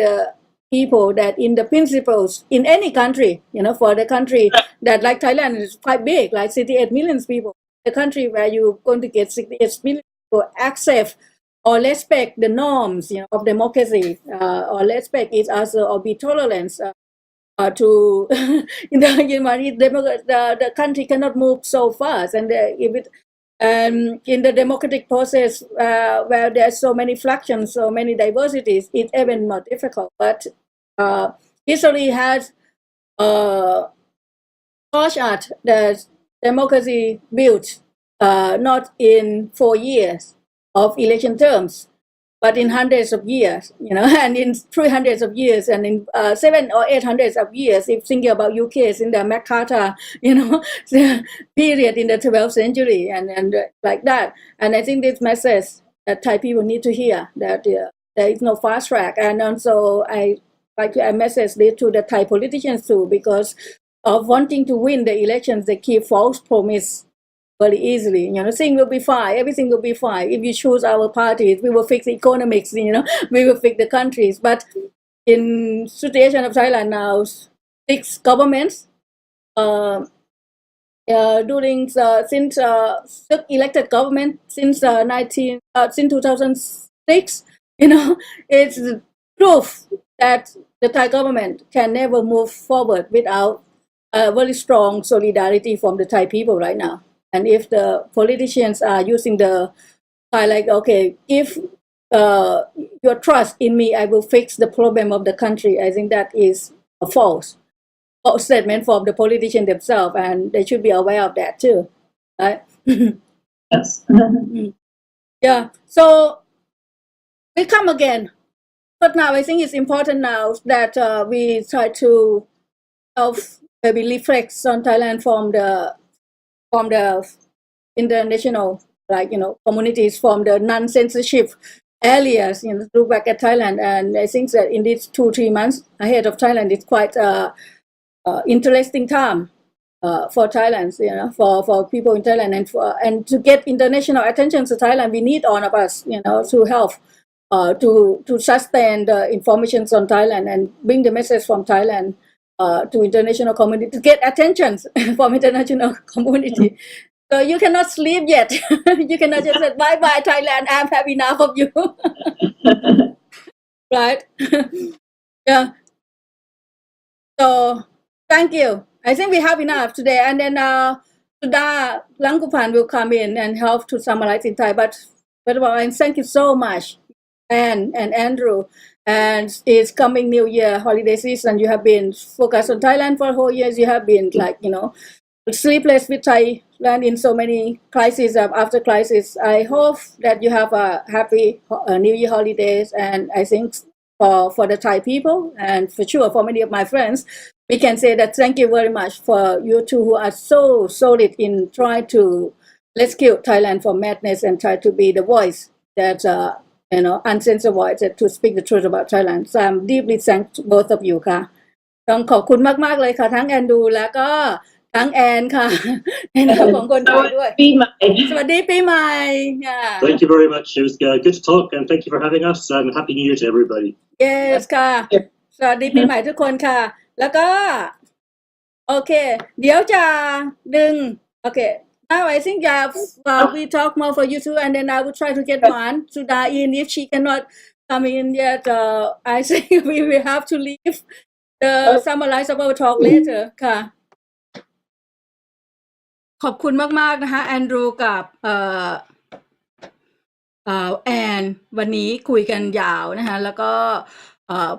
ได้พยายามด้วยการที่ว่าประเทศไทยเนี่ยนะคะมีประเด็นมีข่าวข้อมูลที่มันเยอะมากนะคะก็พยายามที่จะจับประเด็นให้มันอยู่ในประเด็นที่คาบเกี่ยวกันเนี่ยนะคะแต่ว่าก็นะคะอย่างที่ว่าเนี่ย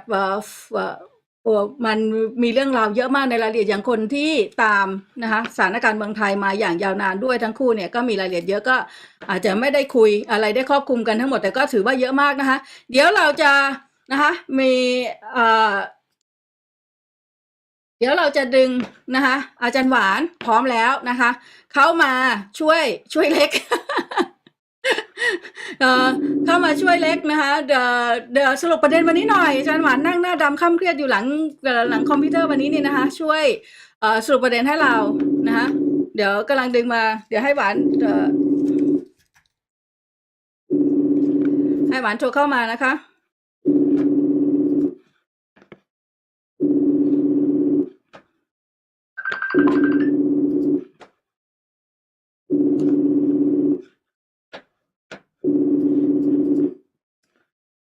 ฮัลโหล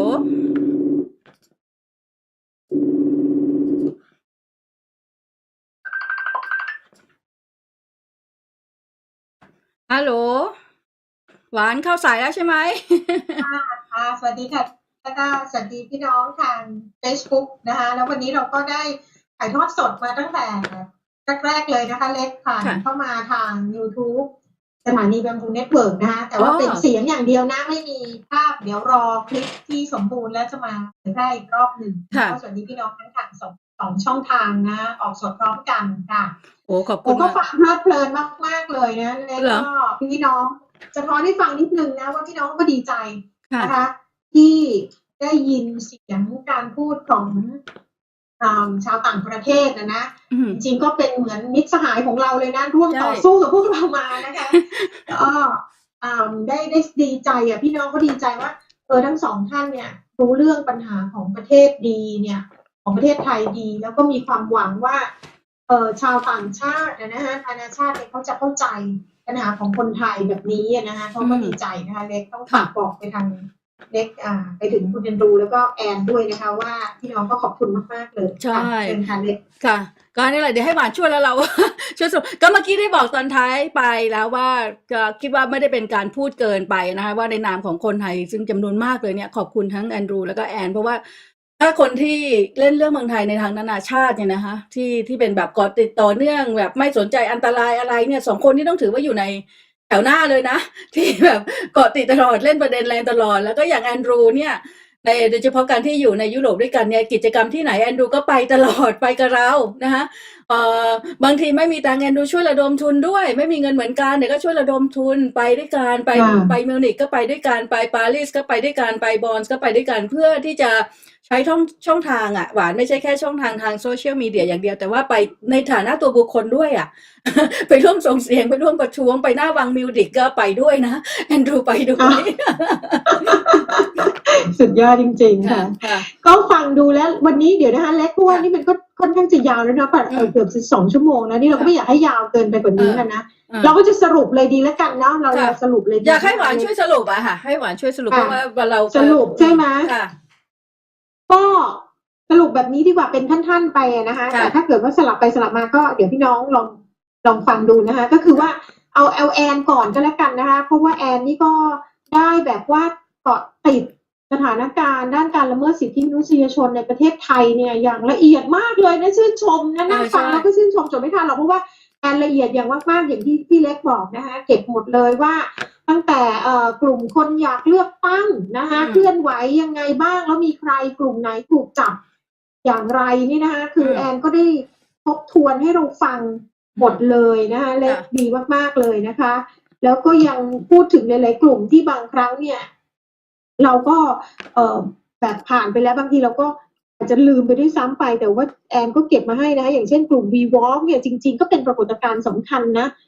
แล้วแอนเนี่ยเขาก็เห็นความสำคัญมากๆว่ากลุ่ม V-Walk เนี่ยได้เรียกร้อง4 ข้อเนี่ยนะคะซึ่งหนึ่งในนั้นก็มีเรื่องของการแก้รัฐธรรมนูญกับเรื่องของรัฐสวัสดิการด้วยเนี่ยแล้วก็เป็นข้อเรียกร้องของ grassroots คือ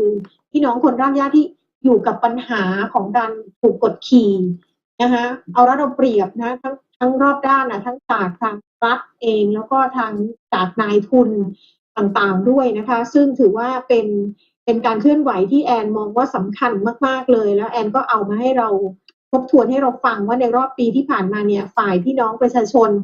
นักต่อสู้เพื่อประชาธิปไตยเนี่ยนะคะได้สร้างคุณูปการที่ยิ่งใหญ่อะไรไว้บ้างนะคะและที่แอนดูเหมือนจะประทับใจมากเลยนะเล็กนะคะก็คือการที่เนติวิทย์เนี่ยได้ไปพูดที่ออสโลฟอรัมใช่ไหมแล้วก็ถือว่าเป็นการปรากฏตัวของฝ่ายก็คือนักต่อสู้เพื่อประชาธิปไตยในประเทศไทยในเวทีคนนะที่สำคัญนะคะอันนี้ก็จริงๆนะแล้วก็คือข่าวในประเทศก็พยายามที่จะปิดบังหรือว่าไม่ให้ความสำคัญเรื่องเหล่านี้นะคะอันนี้ก็มันก็จะเป็นอย่างนี้มาเสมอมาแต่พวกเราเองก็มีกำลังสื่อเนี่ยก็ในระดับหนึ่งที่จะช่วยกันเผยแพร่ข่าวไปแต่ที่จริงแบบการไปของเนติวิทย์แล้วก็ภาพของเนติวิทย์เนี่ยที่ว่าพี่น้องคงจำได้นะที่ฉันก็ยังจะประทับใจที่ชวนผู้ร่วมฟังการสัมมนาครั้งนั้นน่ะลุกขึ้นชู3 นิ้วด้วยใช่ไหมใช่นะคะชู3 นิ้วในห้องประชุมมันเป็นภาพที่ประทับใจมากๆนะคะอีกประเด็นหนึ่งที่แอนทบทวนให้เราฟังเนี่ยก็คือเรื่องของการขึ้นปกธารของประยุทธ์จันทร์โอชานะที่สร้างความฮือฮาถึงขั้นที่ว่า นิตยสารทางฉบับนี้ก็ถูกห้ามขายแต่ว่าจริงๆเหมือนกับว่าไม่ได้ถูกห้ามแต่มันกลัวกันไปเองหรือยังไงเนี่ยนะคะก็ให้ขึ้นปกที่ว่าเป็นประชาจักรคือเหมือนกับว่าจะเลือกทางไหนนะจะเป็นประชาธิปไตยหรือว่าจะเดินในเส้นทางเผด็จการแล้วก็ในที่สุดก็ถูกเรียกว่าเป็นจริตน้อยหรืออะไรก็ตามนะแล้วก็อีกอันหนึ่งที่แอนบอกว่าสำคัญอีก2 อย่างนะที่สำคัญมากๆคือประเทศกูมีนี่สร้างปรากฏการณ์สำคัญในประเทศไทยนะคะแล้วแอนยังพูดถึงบทนี้นะคะเล็กที่แอนก็ประทับใจมากอ่านให้พี่น้องฟังอีกทีนะว่าแอนชอบตรงไหนนะคะแอนบอกว่านี่แหละค่ะไอ้ท่อนที่ว่าประเทศที่ปลายกระบอกพลอยจ่อที่ปลายกระเดือกประเทศที่บอกเสรีแต่ดันไม่มีสิทธิ์เลือกประเทศที่ด่าไม่ได้ทั้งที่ทั้งที่ติดที่ปลายเหงือกประเทศที่สิ่งที่มึงทำผู้นำจะส่องตามเสือกชอบจริงด้วยเป็นประโยชน์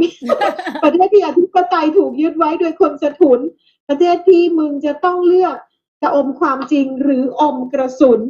ประเทศที่ขุนกินเบี้ยมีเหี้ยและยิงเป็นฝูงประเทศกูมีนี่แหละที่แอนชอบมากๆเลยเราก็ชอบแต่พูดไปแล้วนะเล็กชอบทุกท่อนเลยนะเลือกไม่ถูกนะเพราะว่ามันโดนไปหมดนะประเทศกูมีมันเป็นอะไรที่มันรวมเรื่องของประเทศไทยไว้ได้ดีจริงๆคือต้องยอดจริงเลยนะคะพี่น้องบางคนบอกว่าช่วงนี้เครียดเนี่ยเครียดหลายเรื่องนะคะก็ขอไปฟังประเทศกูมีระบายอารมณ์นะแล้วก็ตะโกนร้องดังๆในห้องน้ำเลยว่าประเทศกูมีเลวร้ายอย่างนี้วะนะมันก็ระบายอารมณ์ที่ดีมากเลยแล้วก็อีกอันหนึ่งนะคะที่พี่แอนพูดถึงนะคะก็คือเรื่องการที่พล็อตเรื่องเกี่ยวกับกษัตริย์เนี่ยเข้าไปเป็นเรื่อง Madam Secretary ไงเล็กนะคะเล็กไม่ได้ดูหรอเล็กนี่ทำไมตกข่าวเนี่ยอยู่ไม่ได้ดูเหรอมันก็ดีนะดูไม่ค่ะเราดูจบดูแล้วเหรอดูสิคะไม่ดูนะดูจบเลย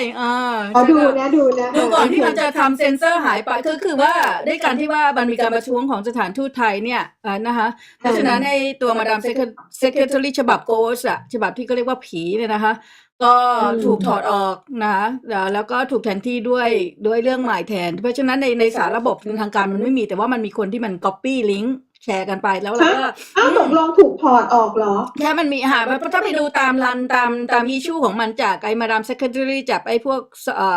เว็บลิงก์ที่ไปดูเป็นเรื่องราวต่อมันตอนเนี้ยนะคะมันจะเป็นตอนของประเทศลาวและเรื่องของการแบบว่า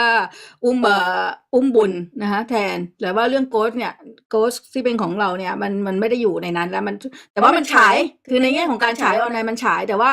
ในแง่ของสารระบบของที่ไปดูนะนี่ไม่ได้อ่านข่าวใช่แต่ว่าเราก็ได้ดูแล้วก็คิดว่ามันเป็นอะไรที่แบบว่ากล้าเล่นมากก็คือว่ามันคล้ายๆว่ามันทำลายมนมายาพอสมควรนะก็คือปัญหาของประเทศไทยเนี่ยมันโดยเฉพาะคิงที่มันเป็นโมเดิร์นที่อยู่ปัจจุบันเนี่ยมันไม่ค่อยเอาไปเล่นกันในเชิงของดราม่าเท่าไหร่เนี่ยที่เล่นกันมากก็คือ King and I เท่านั้นเองใช่ไหมคะเรื่องนั้นแต่ว่าเรื่องเอาปัญหาของประเทศเนี่ยไปเล่นเป็นซีรีส์ที่มันสะท้อนว่าประเทศนี้แม่ง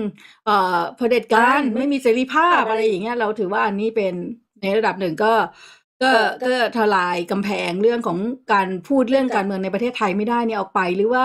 กำแพงที่รัฐบาลนะคะรัฐบาลนานาชาติเนี่ยชอบอ้างชอบพูดกันว่าเนี่ยก็คือประเทศไทยเป็นพันธมิตรเก่าแก่เราเป็นมิตรกันมานานเราใช้กระบวนการทางการทูตกันมานานเนี่ยไม่ว่าจะเจอผู้นำที่ไหนเนี่ยก็จะใช้ตรงนี้แล้วก็พยายามที่จะ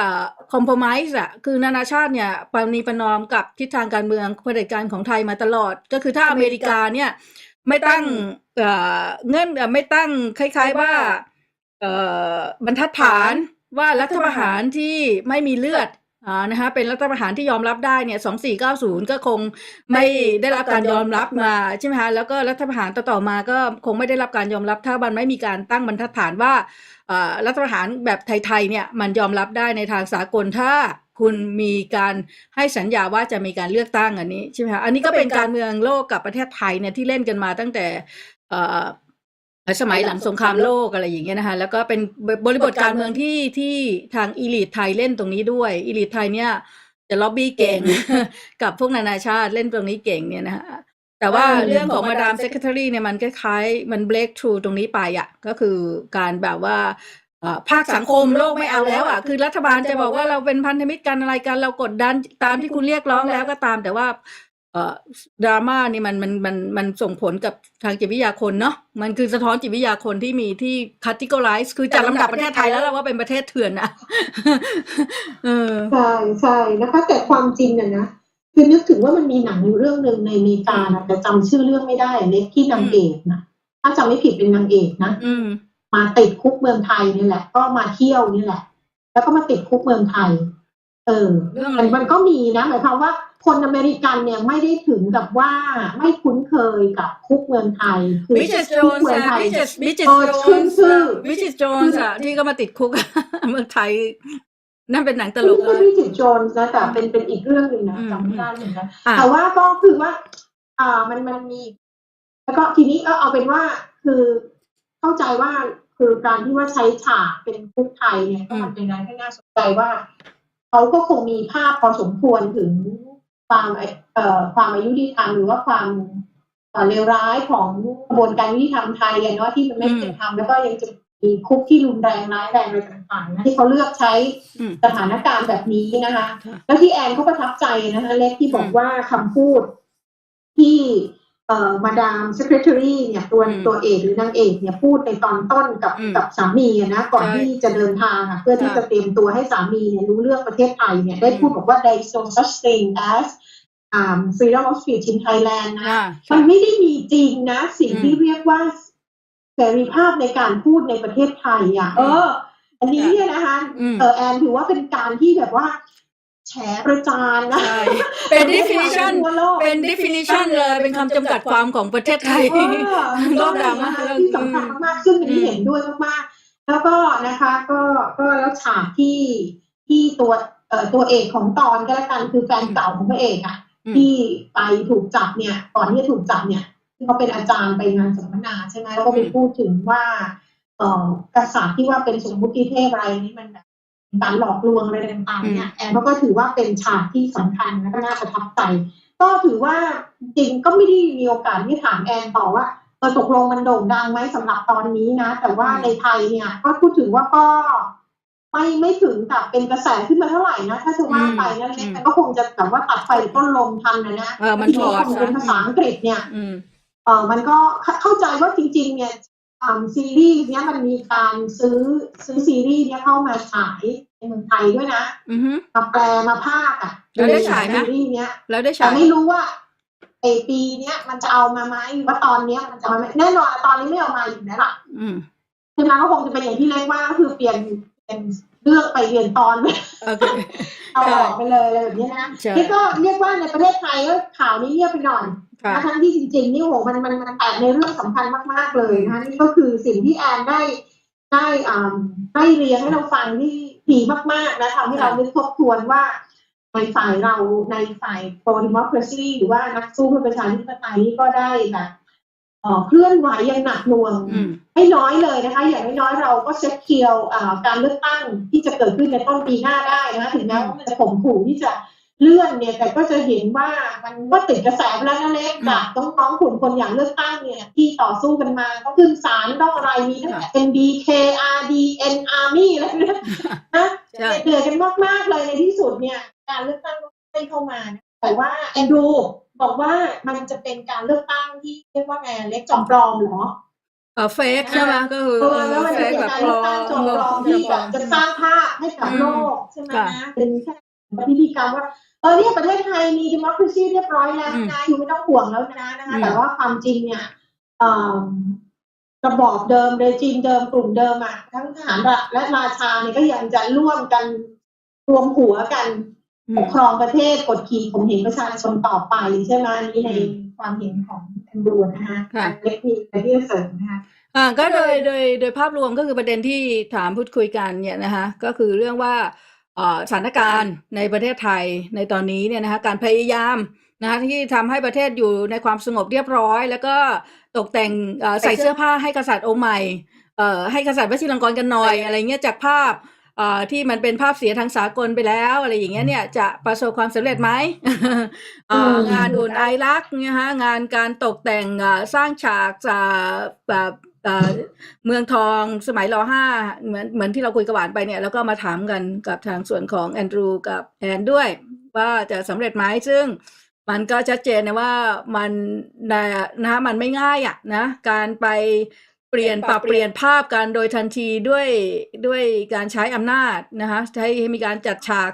แบบนั้นเนี่ยนะคะกับภาพลักษณ์ที่มัน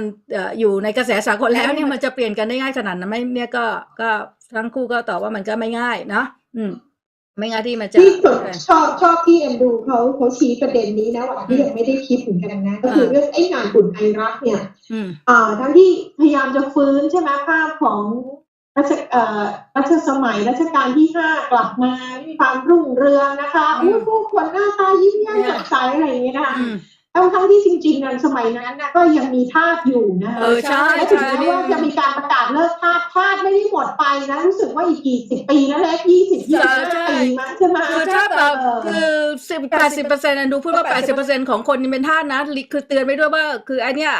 จัดฉากแบบเนี้ย 80% คนเป็นทาสแล้วก็ร.5 เนี่ยขึ้นครองราชย์ปี2411ใช่ไหมคะแต่ว่าการเลิกทาสเนี่ยนะคะมาเริ่มในยุคปลายของร.5 แล้วน่าจะเริ่มในปี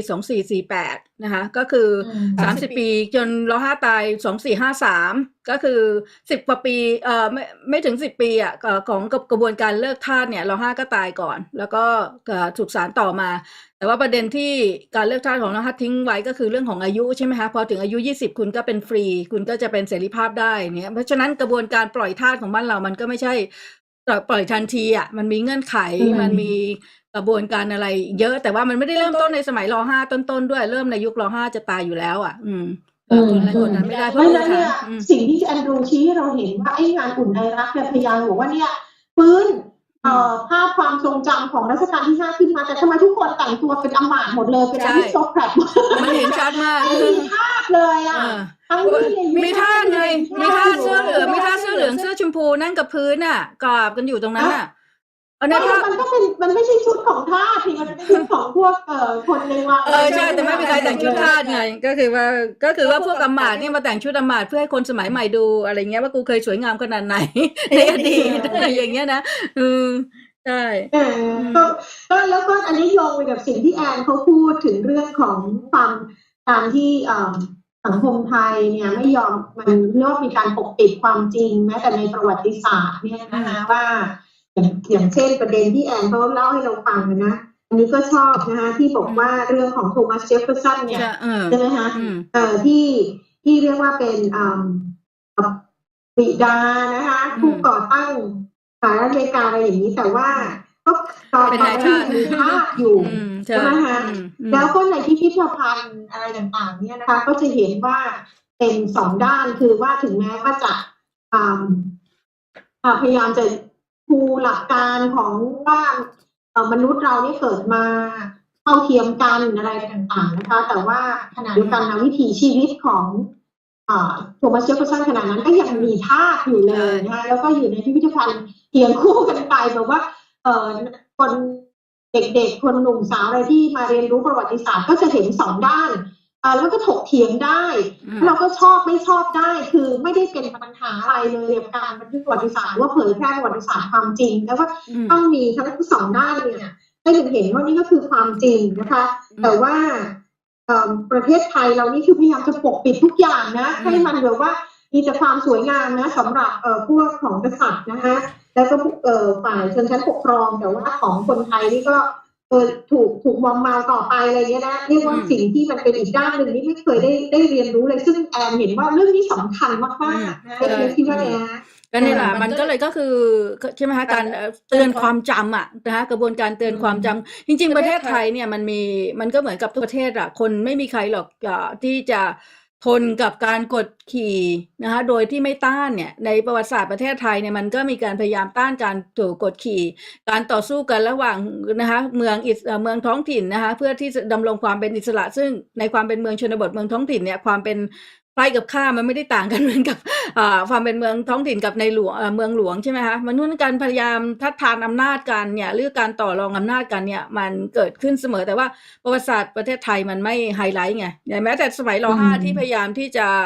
ควบรวมนะคะรวมศูนย์อำนาจเนี่ยก็มีกบฏทุกหัวเมือง ใช่ไหมคะร.5 ฝ่าจะปราบกบฏที่อีสานได้ก็ส่งทหารไปถึง 30,000 กว่าคน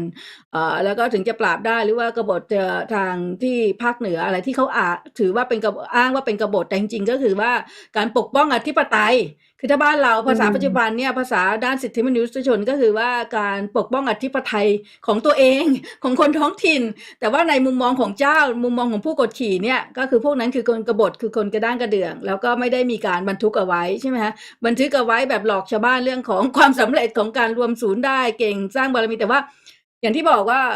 80% เคยอ่านรายงานอีสานไหมคะรายงานในช่วงนั้นเนี่ยก็บอกว่าด้วยการที่เราใช้เงินเยอะมากเนี่ยก็ต้องขูดรีดภาษีเอาจากหัวเมืองมากคนที่เป็นเกษตรกรเนี่ยนะคะพวกชาวนาเนี่ย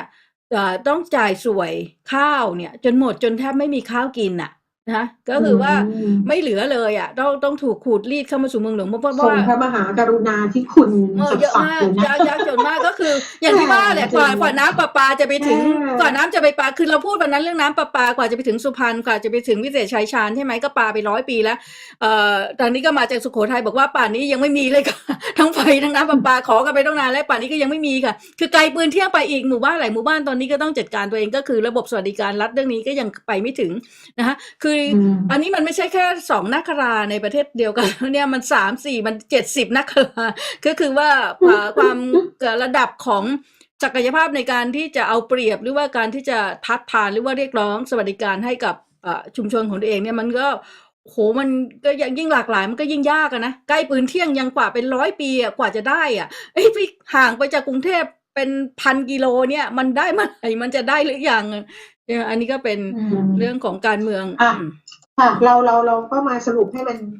นิดหนึ่งนะกระชับนิดหนึ่งนะเล็กเราก็จะไปที่ประเด็นเรื่องของกฎหมาย112แล้วก็เรื่องของ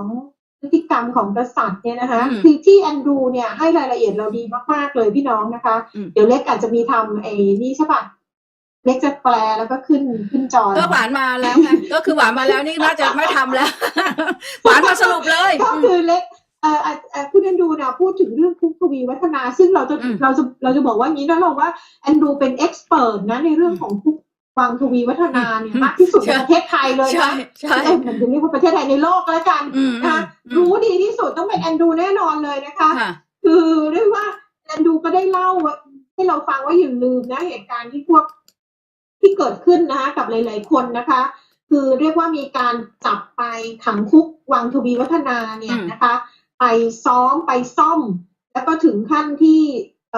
ฆ่าทิ้งเนี่ยนะคะซึ่งแล้วก็ไม่มีใครรู้จำนวนด้วยใช่ไหมเล็กนะคะแล้วยังมีอีกส่วนหนึ่งไม่ใช่มีแต่คุกไม่ใช่ส่วนของคุกเนี่ยมันจะมี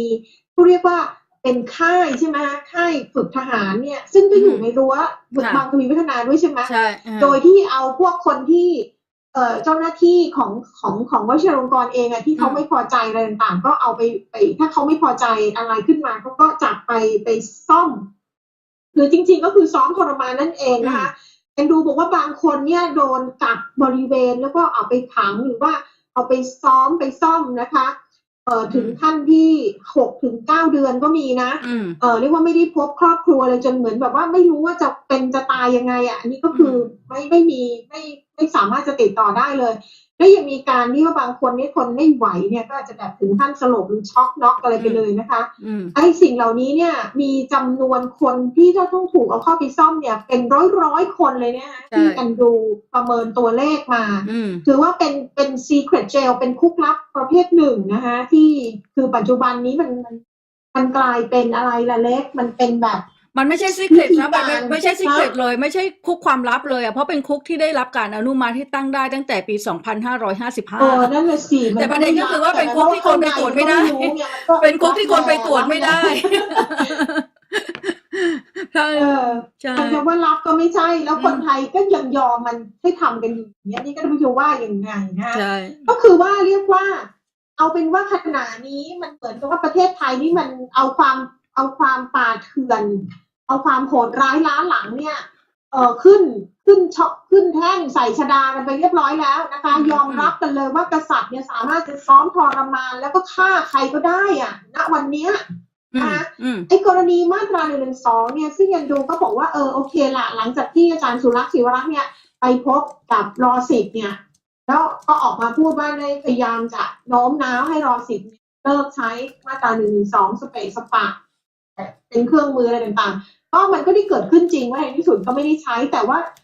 าไปเนี่ยไอ้วิธีเนี้ยนะก็ไม่มีใครมาดิสคัสกันว่าแล้วมันดีจริงหรือเปล่าเพราะว่าเอาล่ะการที่บอกว่าต่อไปนี้คดีเนี่ยมันจะไปที่ถ้ามีการฟ้องขึ้นมานะคะแต่ก็ได้ทราบมาเหมือนกันนะคะต้องฝากถึงแอนดูว่าเห็นว่าตำรวจเองก็พยายามที่จะไม่ฟ้องหรือว่าถ้าจำเป็นจะต้องรู้สึกว่าจะต้องเป็นเคสที่รุนแรงอาจจะส่งไปที่วัง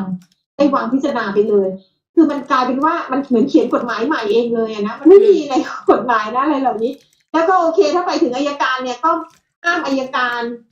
รับคดีใช่ไหมแล้วให้ส่งไปที่อัยการสูงสุดนะสำหรับกรณี112นะคะแต่ทีนี้ถามว่าวิธีการแบบนี้ก็เท่ากับว่ายิ่งเพิ่มอำนาจให้กับวังให้กับกษัตริย์มากขึ้นใช่ไหมเล็กนะคะแล้วก็หมายความว่าสมมุติว่ามันอาจจะแฟ้มคดีนั้นน่ะมันอาจจะกลายเป็นว่าอาจจะไปจบที่เอาตัวไปขังในคุกวังทวีวัฒนาโดยไร้ร่องรอยหรือว่าอาจจะไปซ้อมทรมานหรือว่าอาจจะฆ่าให้ตายเมื่อไหร่หรือที่ไหนก็ได้หรือเปล่านะยิ่งกว่ากฎหมาย112ใช่ไหมระบบที่เลวร้ายยิ่งขึ้นนะใช่แทนที่ว่ามันจะผ่านตำรวจอัยการเราสู้ไปนะคะถึงจะไม่เป็นธรรมเนี่ยมันก็ยังอยู่ใ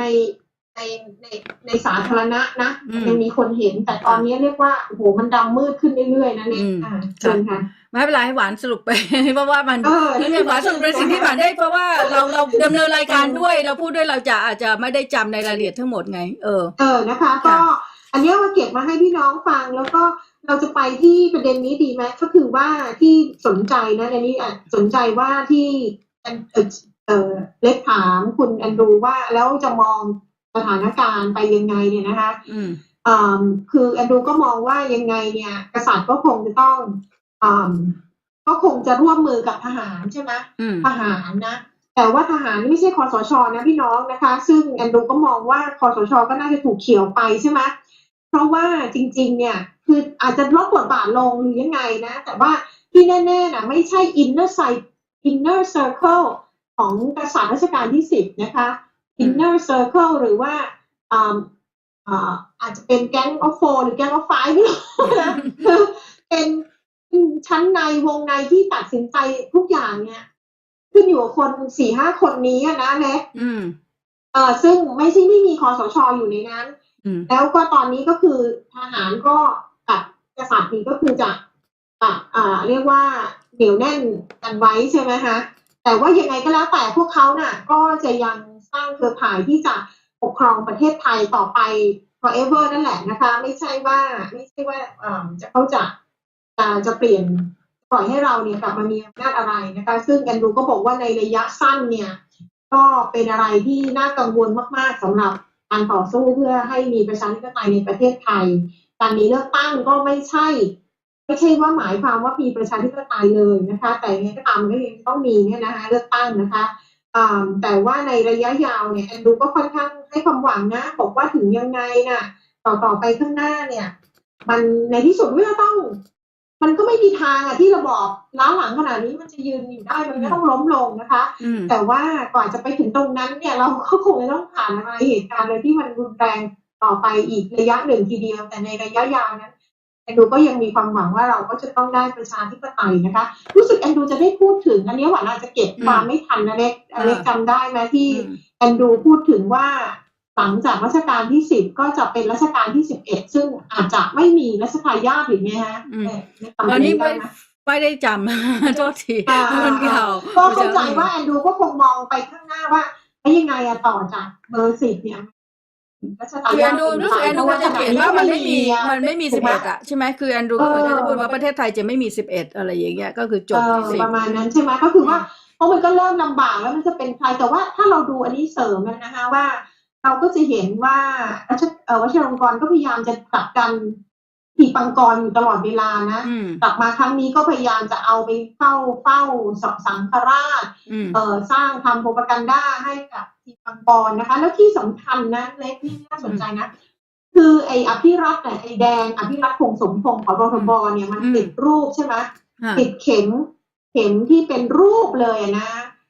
ทีปังกรใต้เหรียญที่เยอะมากเลย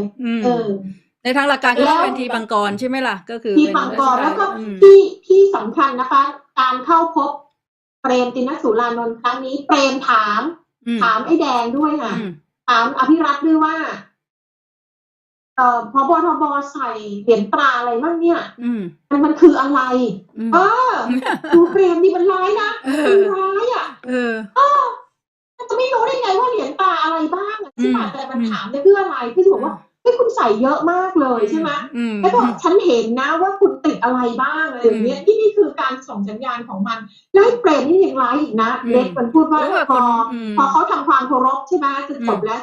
เปรมพูดจบแล้วก็เขาก็อะไรขอบคุณอะไรก็ไม่รู้นะประยุทธ์นะเขาก็นำทำความเคารพเปรมอ่ะแล้วมันก็มีค่ะยกอกมันก็ทำยกอกกันแล้วเปรมก็ถามว่ายกอกคืออะไรบอกอ่ะหมายความว่ายังไงคุณเป็นประธานองคมนตรีไม่ได้รู้เรื่องเลยเหรอหัวหน้าคุณเจ้านายคุณน่ะเขาสั่งให้ทุกคนทหารเนี่ยมียูนิฟอร์มแบบนี้ตัดผมทรงนี้มีการทำวิธีการเคารพโดยยกอกเหรอไม่รู้อันนี้อะไรอันนี้ก็เราก็แบบว่านอกเรื่องกันไปแต่ว่าประธานองคมนตรีนะคะทำเป็นดัจจริตถามมันสื่ออะไรอ่ะนะคือคนเหล่านี้เนี่ยนะคือทำอะไรต่างๆเนี่ยก็พยายามที่จะใช้โอกาสที่อยู่ในสื่อในสายตาเนี่ยส่งสัญญาณถึงฝ่ายต่างๆนะคะเพราะฉะนั้นนะคะพี่น้องพวกเขาเนี่ยก็ยังคงเล่นลิเกเล่นละครเล่นอะไรกันไปนะคะแต่ที่แน่ๆเนี่ยเขาก็จะยังเป็นมิตรต่อกันเห็นไหมเขาบอกนะเปรมบอกนะว่าเป็นมิตรกันยังไงก็ต้องผนึกกันไว้เพื่อที่จะปกครองกดขี่ข่มเหงประชาชนเอารัดเอาเปรียบประชาชนประเทศนี้ต่อไปให้กดขี่กดหัวมันไว้อย่าให้มันได้มีสิทธิเสรีภาพมีประชาธิปไตยเด็ดขาดนะคะมันก็นั่นคือการที่ชัดเจนจากเปรมนะคะก็คิดว่าประมาณนี้มีก็คงจะเรียกว่าอันดูก็ค่อนข้างให้ความหวังนะให้พวกเรามีกำลังใจนะในการต่อสู้ว่าในที่สุดนะเราก็จะต้องมีชัยชนะนะคะแต่ถึงตอนนั้นพี่น้องมันจะเจออะไรที่หนักหนาพอสมควรนะคะก็มีเท่านี้นะคะที่เก็บความมาให้เล่าให้ฟังค่ะเล็กเชิญค่ะก็มีการก็คุยกันใช่ไหมก็คุยกันในแง่ของภาพรวมการเมืองไทยของประเด็นที่น่าเป็นห่วงของกระบวนการเลือกตั้งนะคะตัวแปรต่างๆที่จะทำให้นะคะจะทำให้ทหารเนี่ยล้มการเลือกตั้งเพราะว่ายังไงทำมาทุกขั้นตอนแล้วก็จะไม่ชนะอะไรอย่างนี้นี่ก็เป็นเรื่องหนึ่งแต่ว่าท้ายสุดเราก็พยายามให้กำลังใจกันนั่นแหละว่านะคะว่ามันไม่มีทางที่จะยอมโดยไม่ทำอะไรไงก็คือตอนนี้เนี่ยมันก็ต้องจับมือร่วมกันเนี่ยนะคะก็คือพลังพรรคการเมืองเนี่ยจะเล่นการเมืองแบบเก่าไม่ได้แล้วก็คือจะแบบให้คำสัญญาเลือกกูเถอะเดี๋ยวกูไปจัดการการเมืองให้เองอะไรอย่างนี้ไม่ได้แล้วอันนี้มันเป็นเรื่องของว่าพรรคการเมืองกับภาคประชาชนเนี่ยต้องจับมือกันที่จะคือตอนนี้ก็คือยื้อให้ไม่ให้เกิดกระบวนการแบบว่ายื้อเรื่องการเลือกตั้งหรือว่ากลเกมรับมือกับกลเกมต่างๆอย่างสันติอย่างสงบอย่างอหิงสาเพื่อที่จะทำให้การผลักดันไปสู่การสร้างเงื่อนไขความรุนแรงให้ทหารเนี่ยใช้ความชอบธรรมในการที่จะปฏิเสธกลไกประชาธิปไตยอีกรอบหนึ่งเนี่ยมันเป็นไปไม่ได้นะคะอันนี้ก็เป็นภาพปีหน้าซึ่งหนักนะซึ่งจะเป็น 2-3 เดือนนี้ก็จะเป็นอะไรที่มันหนักมากสำหรับคนไทยแล้วก็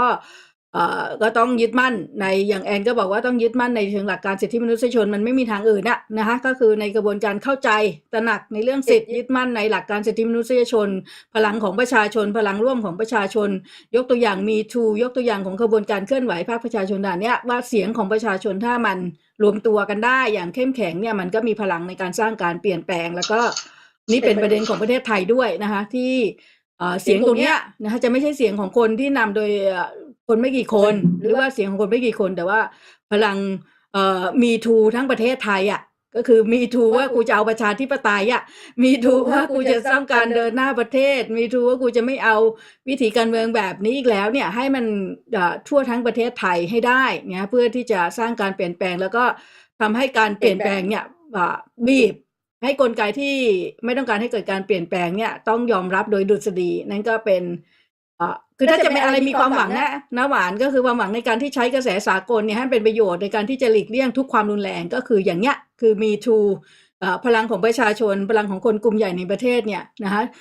ร้อยเรียงร้อยจับมือเกี่ยวก้อยกันให้มั่นเพื่อที่จะแสดงพลัง ของความต้องการที่สันติอหิงสาแต่ว่ามีทรงพลังที่สุดที่อะไรก็ทำลายไม่ได้เนี่ยนี่ก็เป็นการเปลี่ยนแปลงแต่ก็อย่างชัดเจนอ่ะใครก็เห็นประเทศไทยอ่ะว่าการเปลี่ยนแปลงการจะขยับให้เป็นประชาธิปไตยเนี่ยมันต้องใช้เวลาเยอะและนี่ก็เป็นเรื่องที่คนไทยต้องเรียนรู้ประวัติศาสตร์เรื่องประชาธิปไตยอย่าใจร้อนนะคะ มันอย่างที่ทุกพรรคการเมืองก็รู้กันอยู่ตอนนี้ว่าอาจจะ20 ปีกว่าประเทศไทยจะซ่อมแซมความเสียหายจากการเมืองปณีประนอมกับราชสำนักปณีประนอมกับทหารเนี่ยมาอย่างยาวนานตรงนี้เป็นเรื่องที่ต้องเตือนกันอยู่บ่อยๆอดทนแต่ว่าอย่ายอมแพ้แล้วก็พัฒนาตัวเองทุกคนให้ก้าวหน้าเพื่อที่จะแก้อนาคต ให้กับลูกหลานนะ ให้กับลูกหลานนั่นแหละนี่ก็เป็นเราก็คิดว่าเนี่ย2-3 เดือนเนี้ยนะก็ต้องเฝ้าจับตาประเทศไทยแล้วก็อยากฟังเสียงใครทางสากลที่เล่นในเมืองไทยก็บอกกันมาเราอาจจะจัดกันแบบนี้อยู่เรื่อยๆนะได้นะถ้ามีใครสนใจมาพูดคุยกับเราหรืออยากให้ใครมาคุยเนี่ยภาคภาษาอังกฤษเราก็ยินดีจะเป็นช่องทางนะฮะแล้วก็ต้องขอบคุณนะคะขอบคุณดูกับคุณกับแอนนะคะที่ก็บอกว่ายังไงเนี่ยก็จะต้องช่วยกันผลักดันเรื่องประเด็นการละเมิดสิทธิมนุษยชนในประเทศไทยต่อไปนะคะกรณีของอาจารย์สุรชัยเนี่ยแอนก็เปรียบเทียบว่ามันเลวร้ายไม่ต่างจากกรณีของจามาล คาช็อกกี้นะคะสื่อชาวซาอุดิอาระเบียนะคะที่ถูกรัชทายาทใช่ไหมของกษัตริย์ก็คือของราชวงศ์ของซาอุเนี่ยสังหารอย่างโหดเหี้ยมอำมหิตนะรู้เลยว่าสังหารที่ไหนสังหารในสถานทูตซาอุที่ประเทศตุรกีอ่ะแล้วเอาส่งไปซาอุอ่ะมันเป็นอะไรที่โหดร้ายมากอ่ะมันโหดร้ายมากแล้วก็รู้สึกว่าการฆ่านี่ก็จะโหดเหี้ยมอำมหิตมากๆแล้วก็มันเป็นข่าวที่เรียกว่าสร้างความตระหนักเกี่ยวกับเรื่องปัญหาการฆ่าของสัตว์อะไรต่างๆเนี่ยในประเทศสหรัฐอเมริกาตื่นตัวมากเรื่องของคาซักกี้นี่คือเรียกว่าเป็นได้พื้นที่สื่อต่างประเทศสูงมากแต่ว่าขณะที่กรณีอย่างหลายๆคนตั้งแต่ซินโฮมาถึงตัวตีนะคะแล้วก็มาตอนนี้ก็คืออาจารย์สุรชัยกับพี่น้องอีก2 ท่านนะคะซึ่งขณะนี้ชื่อก็ได้เป็นที่เปิดเผยในสื่อทั่วไปแล้วนะคะแล้วก็ญาติก็กำลังติดตามที่จะไปดูกับกรณีที่มีศพนะคะอยู่บริเวณริมน้ำโขงเนี่ยนะคะก็คือการสลองกับใช่เราอยากพูดถึงทั้ง3 คนเพราะว่าบางทีเราไม่อยากพูดถึงฮีโร่คนเดียวเนาะก็คือทั้งสหายสุรชัยสหายกาสลองสหายภูชนะแล้วก็กาสลองกับภูชนะก็ไม่ใช่คนที่เป็นเด็กรับใช้สุรชัยนะแต่ว่าก็คือสหายที่ร่วมกันจัดเวทีสู้กันมานะคะเป็นเคียงบ่าเคียงไหลเป็นสหายเพราะฉะนั้นเราชื่อพวกเขาทั้ง3 คนได้อย่างภูมิใจคือจริงๆเนี่ยตอนแรกๆเนี่ยบางทีเราก็คือว่าไม่อยากยังระหว่างที่ตามหาด้วยความหวังนะใช่อาจจะเป็นการที่ว่าไปหลบซ่อนตัวอยู่แต่เราก็ไม่อยากจะชะล่าใจเกินไปเนี่ยเราก็ยังหวังว่าคนที่อยู่ undercover คือไม่ได้เปิดเผยเป็นนิรนามเป็นตามอยู่เนี่ยจะไม่ต้องถูกเปิดเผยชื่อถ้าเขาได้พบแล้วก็คือกลับมาเราก็จะได้บอกว่าโอเคพบอาจารย์สุรชัยกับ2 สหายแล้วก็ไม่จำเป็นต้องไปเปิดเผยแต่ว่าการเหตุการณ์ก็ไม่ได้เป็นเช่นนั้นตอนนี้เราก็รู้สึกว่ากังวลมากขึ้นเรื่อยๆนะคะแล้วก็ในที่สุดก็คือมันจำเป็นที่ว่าญาติต่างๆก็ได้ต้องรู้ความจริงแล้วก็มาติดตามหาแล้วนะคะทีนี้ก็เอาเป็นว่าก็ทั้ง2 ท่านเนี่ยก็อยากที่จะให้สื่อนานาชาติให้ความสำคัญกับกรณีเหล่านี้ในประเทศไทยนะคะแล้วก็เหมือนกันก็อย่างที่แอนบอกว่ามันก็คือเหมือนเราว่าไปฆ่าที่ประเทศอื่นนะซาอุก็ไปฆ่าที่ประเทศอื่นนะเพราะฉะนั้นเนี่ยสื่อนานาชาติก็ควรจะให้ความสำคัญกับเรื่องประเทศไทยด้วยไม่เหมือนกันอะไรแบบนี้นะคะก็ต้องขอบคุณทั้ง2 ท่านมากๆที่เรียกว่าร่วมต่อสู้กับพวกเรามาโดยตลอดนะคะแล้วก็นะคะก็คือว่าแอนพูดถึงเรื่องว่าอันนี้มันไม่ใช่แค่การละเมิดสิทธิมนุษยชนนะแต่มันเป็นการก่อการร้ายโดยรัฐบาลเนาะอาจจะเป็นการที่รุนแรงเป็นขั้นการก่อการร้ายเทอร์ริซึมนะคะแล้วที่จริงนะทำให้นึกถึงนี้ไงเล็กว่ามันน่าจะเข้าเกณฑ์ของ Crime Against Humanity ได้เลยเขาน่าจะเข้าได้นะคะถ้ารวมของคนที่ต้องเสียหายทั้งหมดในประเทศเนี่ยมันเข้าข่ายได้อยู่แล้วเนอะใช่เราก็คงจะ จะสรุปฝากไว้แค่นี้ค่ะเล็ก ค่ะ เล็กจะมีอะไรอัปเดต อยากให้ ไหม อยากให้สวัสดีปีใหม่กับเพราะว่าเราคงไม่ได้มาเจอกันในปีอีกแล้วในปีนี้ เดี๋ยวปีหน้า เพราะฉะนั้นปีนี้สวัสดีปีใหม่กับพี่น้องทุกท่านก่อนให้หวานอวยพรพี่น้องก่อนนะเดี๋ยวเราอวยพรปิดท้าย มันจะพูดอะไรล่ะเนี่ยเล็กคือแต่ละปีใหม่ของพวกเราเนี่ยนะมัน เป็นปีที่ยุ่งมาก ด้วยความเจ็บปวดนะคะ อืม ปีใหม่ปีหนึ่งของเรา ก็คือเป็นปีที่ว่าวันชัยรักสงวนศิลป์นะคะเสียชีวิตในเรือนจำที่หลักสี่ ใช่ เป็นการเรียกว่าขณะนั้นเขามาฉลองปีใหม่กันแหละเป็นวันที่เราฉลองปีใหม่แล้วมีการเล่นกีฬา ขอบคุณมาก เสร็ ที่ จแล้ว เตือ ก็ น เกิด ห ช็ วา อก น ช็อกแล้วก็นั่นแหละค่ะส่งโรงพยาบาลเนี่ยไม่ทันเนี่ยนะคะ อืม ก็ไม่ได้มีอุปกรณ์ช่วยในสถานที่ที่จะช่วยเรียกว่าช่วยฉุกเฉินอะไรนะคะ ค่ะ พอส่งโรงพยาบาลก็ไม่ทันก็สายเกินไปแล้วก็ อืม สูญเสียวันชัยรักสงวนศิลป์ในช่วงปีใหม่ อืม น่าจะเป็นปี2555 นะคะ คือปลายปี2555แล้วก็ อ่าฮะ ขึ้นปีใหม่2556นะคะ อืม ซึ่งก็เป็นที่มาว่าหลังจากที่เราสูญเสียอากงไปแล้วในเรือนจำแล้วก็มาเสียวันชัยรักสงวนศิลป์อีกก็กลุ่มปฏิญญาณหน้าศาลก็ตัดสินใจว่า เราไม่มีเหตุผลที่จะรออะไรอีกแล้ว เราควรที่จะเรียกร้องให้ปล่อยนักโทษการเมืองในทันทีนะก็นำมาสู่การเคลื่อนไหวปฏิญญาหน้าศาลแล้วก็หมื่นปลดปล่อยนะคะก็คือเราเดินนับพี่น้องได้ถึง10,000 คนแล้วก็เดินไปที่ทำเนียบรัฐบาลนะคะเพื่อให้นายกยิ่งรักษณ์นะคะดำเนินการในเรื่องของการปล่อยนักโทษการเมือง ซึ่งในที่สุดเนี่ยมันก็ไม่ได้ว่าสำเร็จอะไรนะคะแต่อย่างน้อยมันก็ปลุกกระแสพี่น้องรู้ว่าปัญหานักโทษการเมืองนั้นเป็นปัญหาที่รุนแรงอย่างไรว่าปีนี้เนี่ยมันก็มาถึงปีที่ว่าเราก็มาเจอปัญหาว่าการสุรชัยต้องมาหายไปในช่วงเวลาแบบนี้เนาะ มันก็คง เป็นการ ไม่ได้ฉลอง ที่ทำให้เราก็ลำบากที่จะรู้สึกในการเฉลิมฉลองอะไรนะคะ แต่ยังไงก็ตามมันก็ เราก็ยังคิดนะฮะใช่ไหมอเล็กว่าสิ่งที่อาจารย์จะพูดกับพวกเราอยู่เสมอก็คือการปลุกขวัญกำลังใจนะคะถ้าเราเนี่ยพูดอะไรเศร้าส้อยเนี่ยจะดุด้วยนะมันก็ต้องพูดให้มันคึกคักคึกเหิมนะให้คนเนี่ยมีกำลังใจสู้นะแล้วอาจารย์ก็ไม่เคยพูดถึงหวั่นไหวกับความอันตรายใดๆนะคะเพราะฉะนั้นเนี่ยอาจารย์ได้ผ่านเหตุการณ์ต่างๆมามากมายและเนี้ยมันสะท้อนออกมาในเหตุการณ์ครั้งนี้ที่ว่าอาจารย์หายไปเนี่ยหลายคนก็บอกว่ามีความเชื่อมั่นเพราะว่าอาจารย์เนี่ยผ่านมาหลายเหตุการณ์อาจารย์ต้องเอาตัวรอดได้นะคะเราก็ยังจะมีความหวังอันนี้เอาไว้นะคะผ่านข้ามปีใหม่นี้ปีเรียกว่าสิ้นปีนี้ไปขึ้นสู่ศักราชใหม่ด้วยความหวังว่าอาจจะต้องกลับมานะคะแล้วเราก็จะไปยังทบทวนสิ่งที่อาจารย์ได้ทิ้งไว้ให้กับเรานะคะในขณะนี้ที่เราจะต้องใช้ต่อสู้ต่อไปและเดินหน้าต่อสู้ต่อไปไม่หยุดยั้งนะคะก็ขอให้ทุกคนนั้นมีกำลังใจต่อไปนะคะก็สวัสดีปีใหม่ทุกท่านนะคะเราไงก็คงจะได้ร่วมกันสู้ต่อไปค่ะเลยค่ะวันนี้ก็ขอบคุณหวานนะคะที่เข้ามาช่วยสรุปแล้วก็จับประเด็นแล้วก็มาร่วมนะคะร่วมแสดงความคิดเห็นนะคะส่งท้ายปีเก่าอันแสนเศร้านะคะของพวกเรากันต่อกันแล้วก็แน่นอนนะคะเราต้องแปลเปลี่ยนความคับแค้นความเจ็บปวดครั้งนี้เป็นพลังนะคะเรา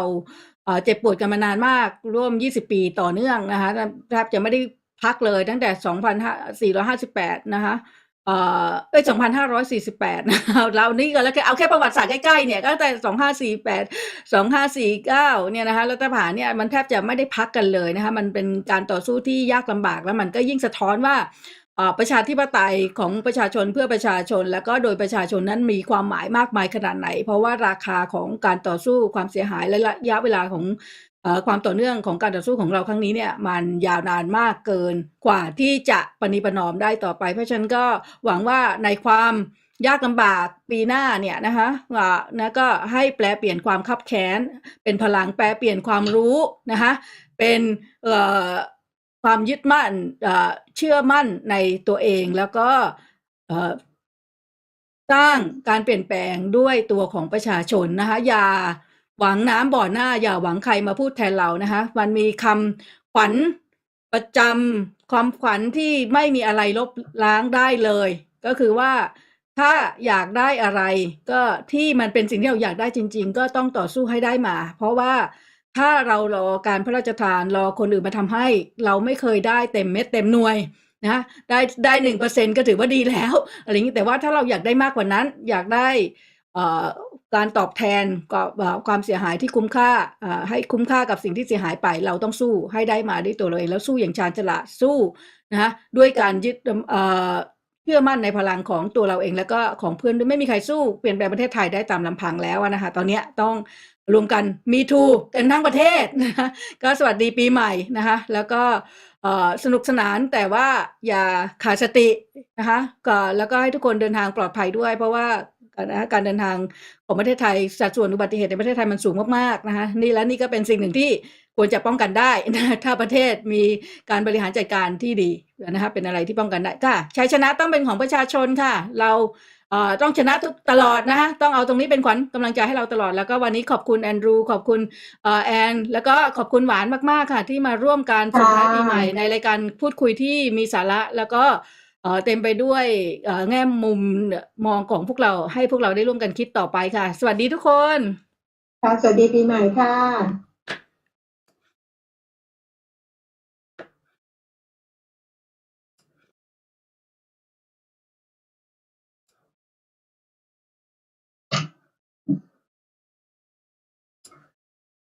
ที่ใดมีการกดขี่ที่นั่นย่อมมีการ ขอบคุณมาก นี่เป็นคำกล่าวร่วมสมัยที่จำเป็นทุกยุคสมัยเพราะว่าไม่มีอะไรได้มาเพียงแค่การร้องขอและมันจำเป็นที่จะต้องต่อสู้ให้ได้มาและนี่ก็คือที่มาของสถานี ACT4DEM Action เพื่อประชาธิปไตยในประเทศไทย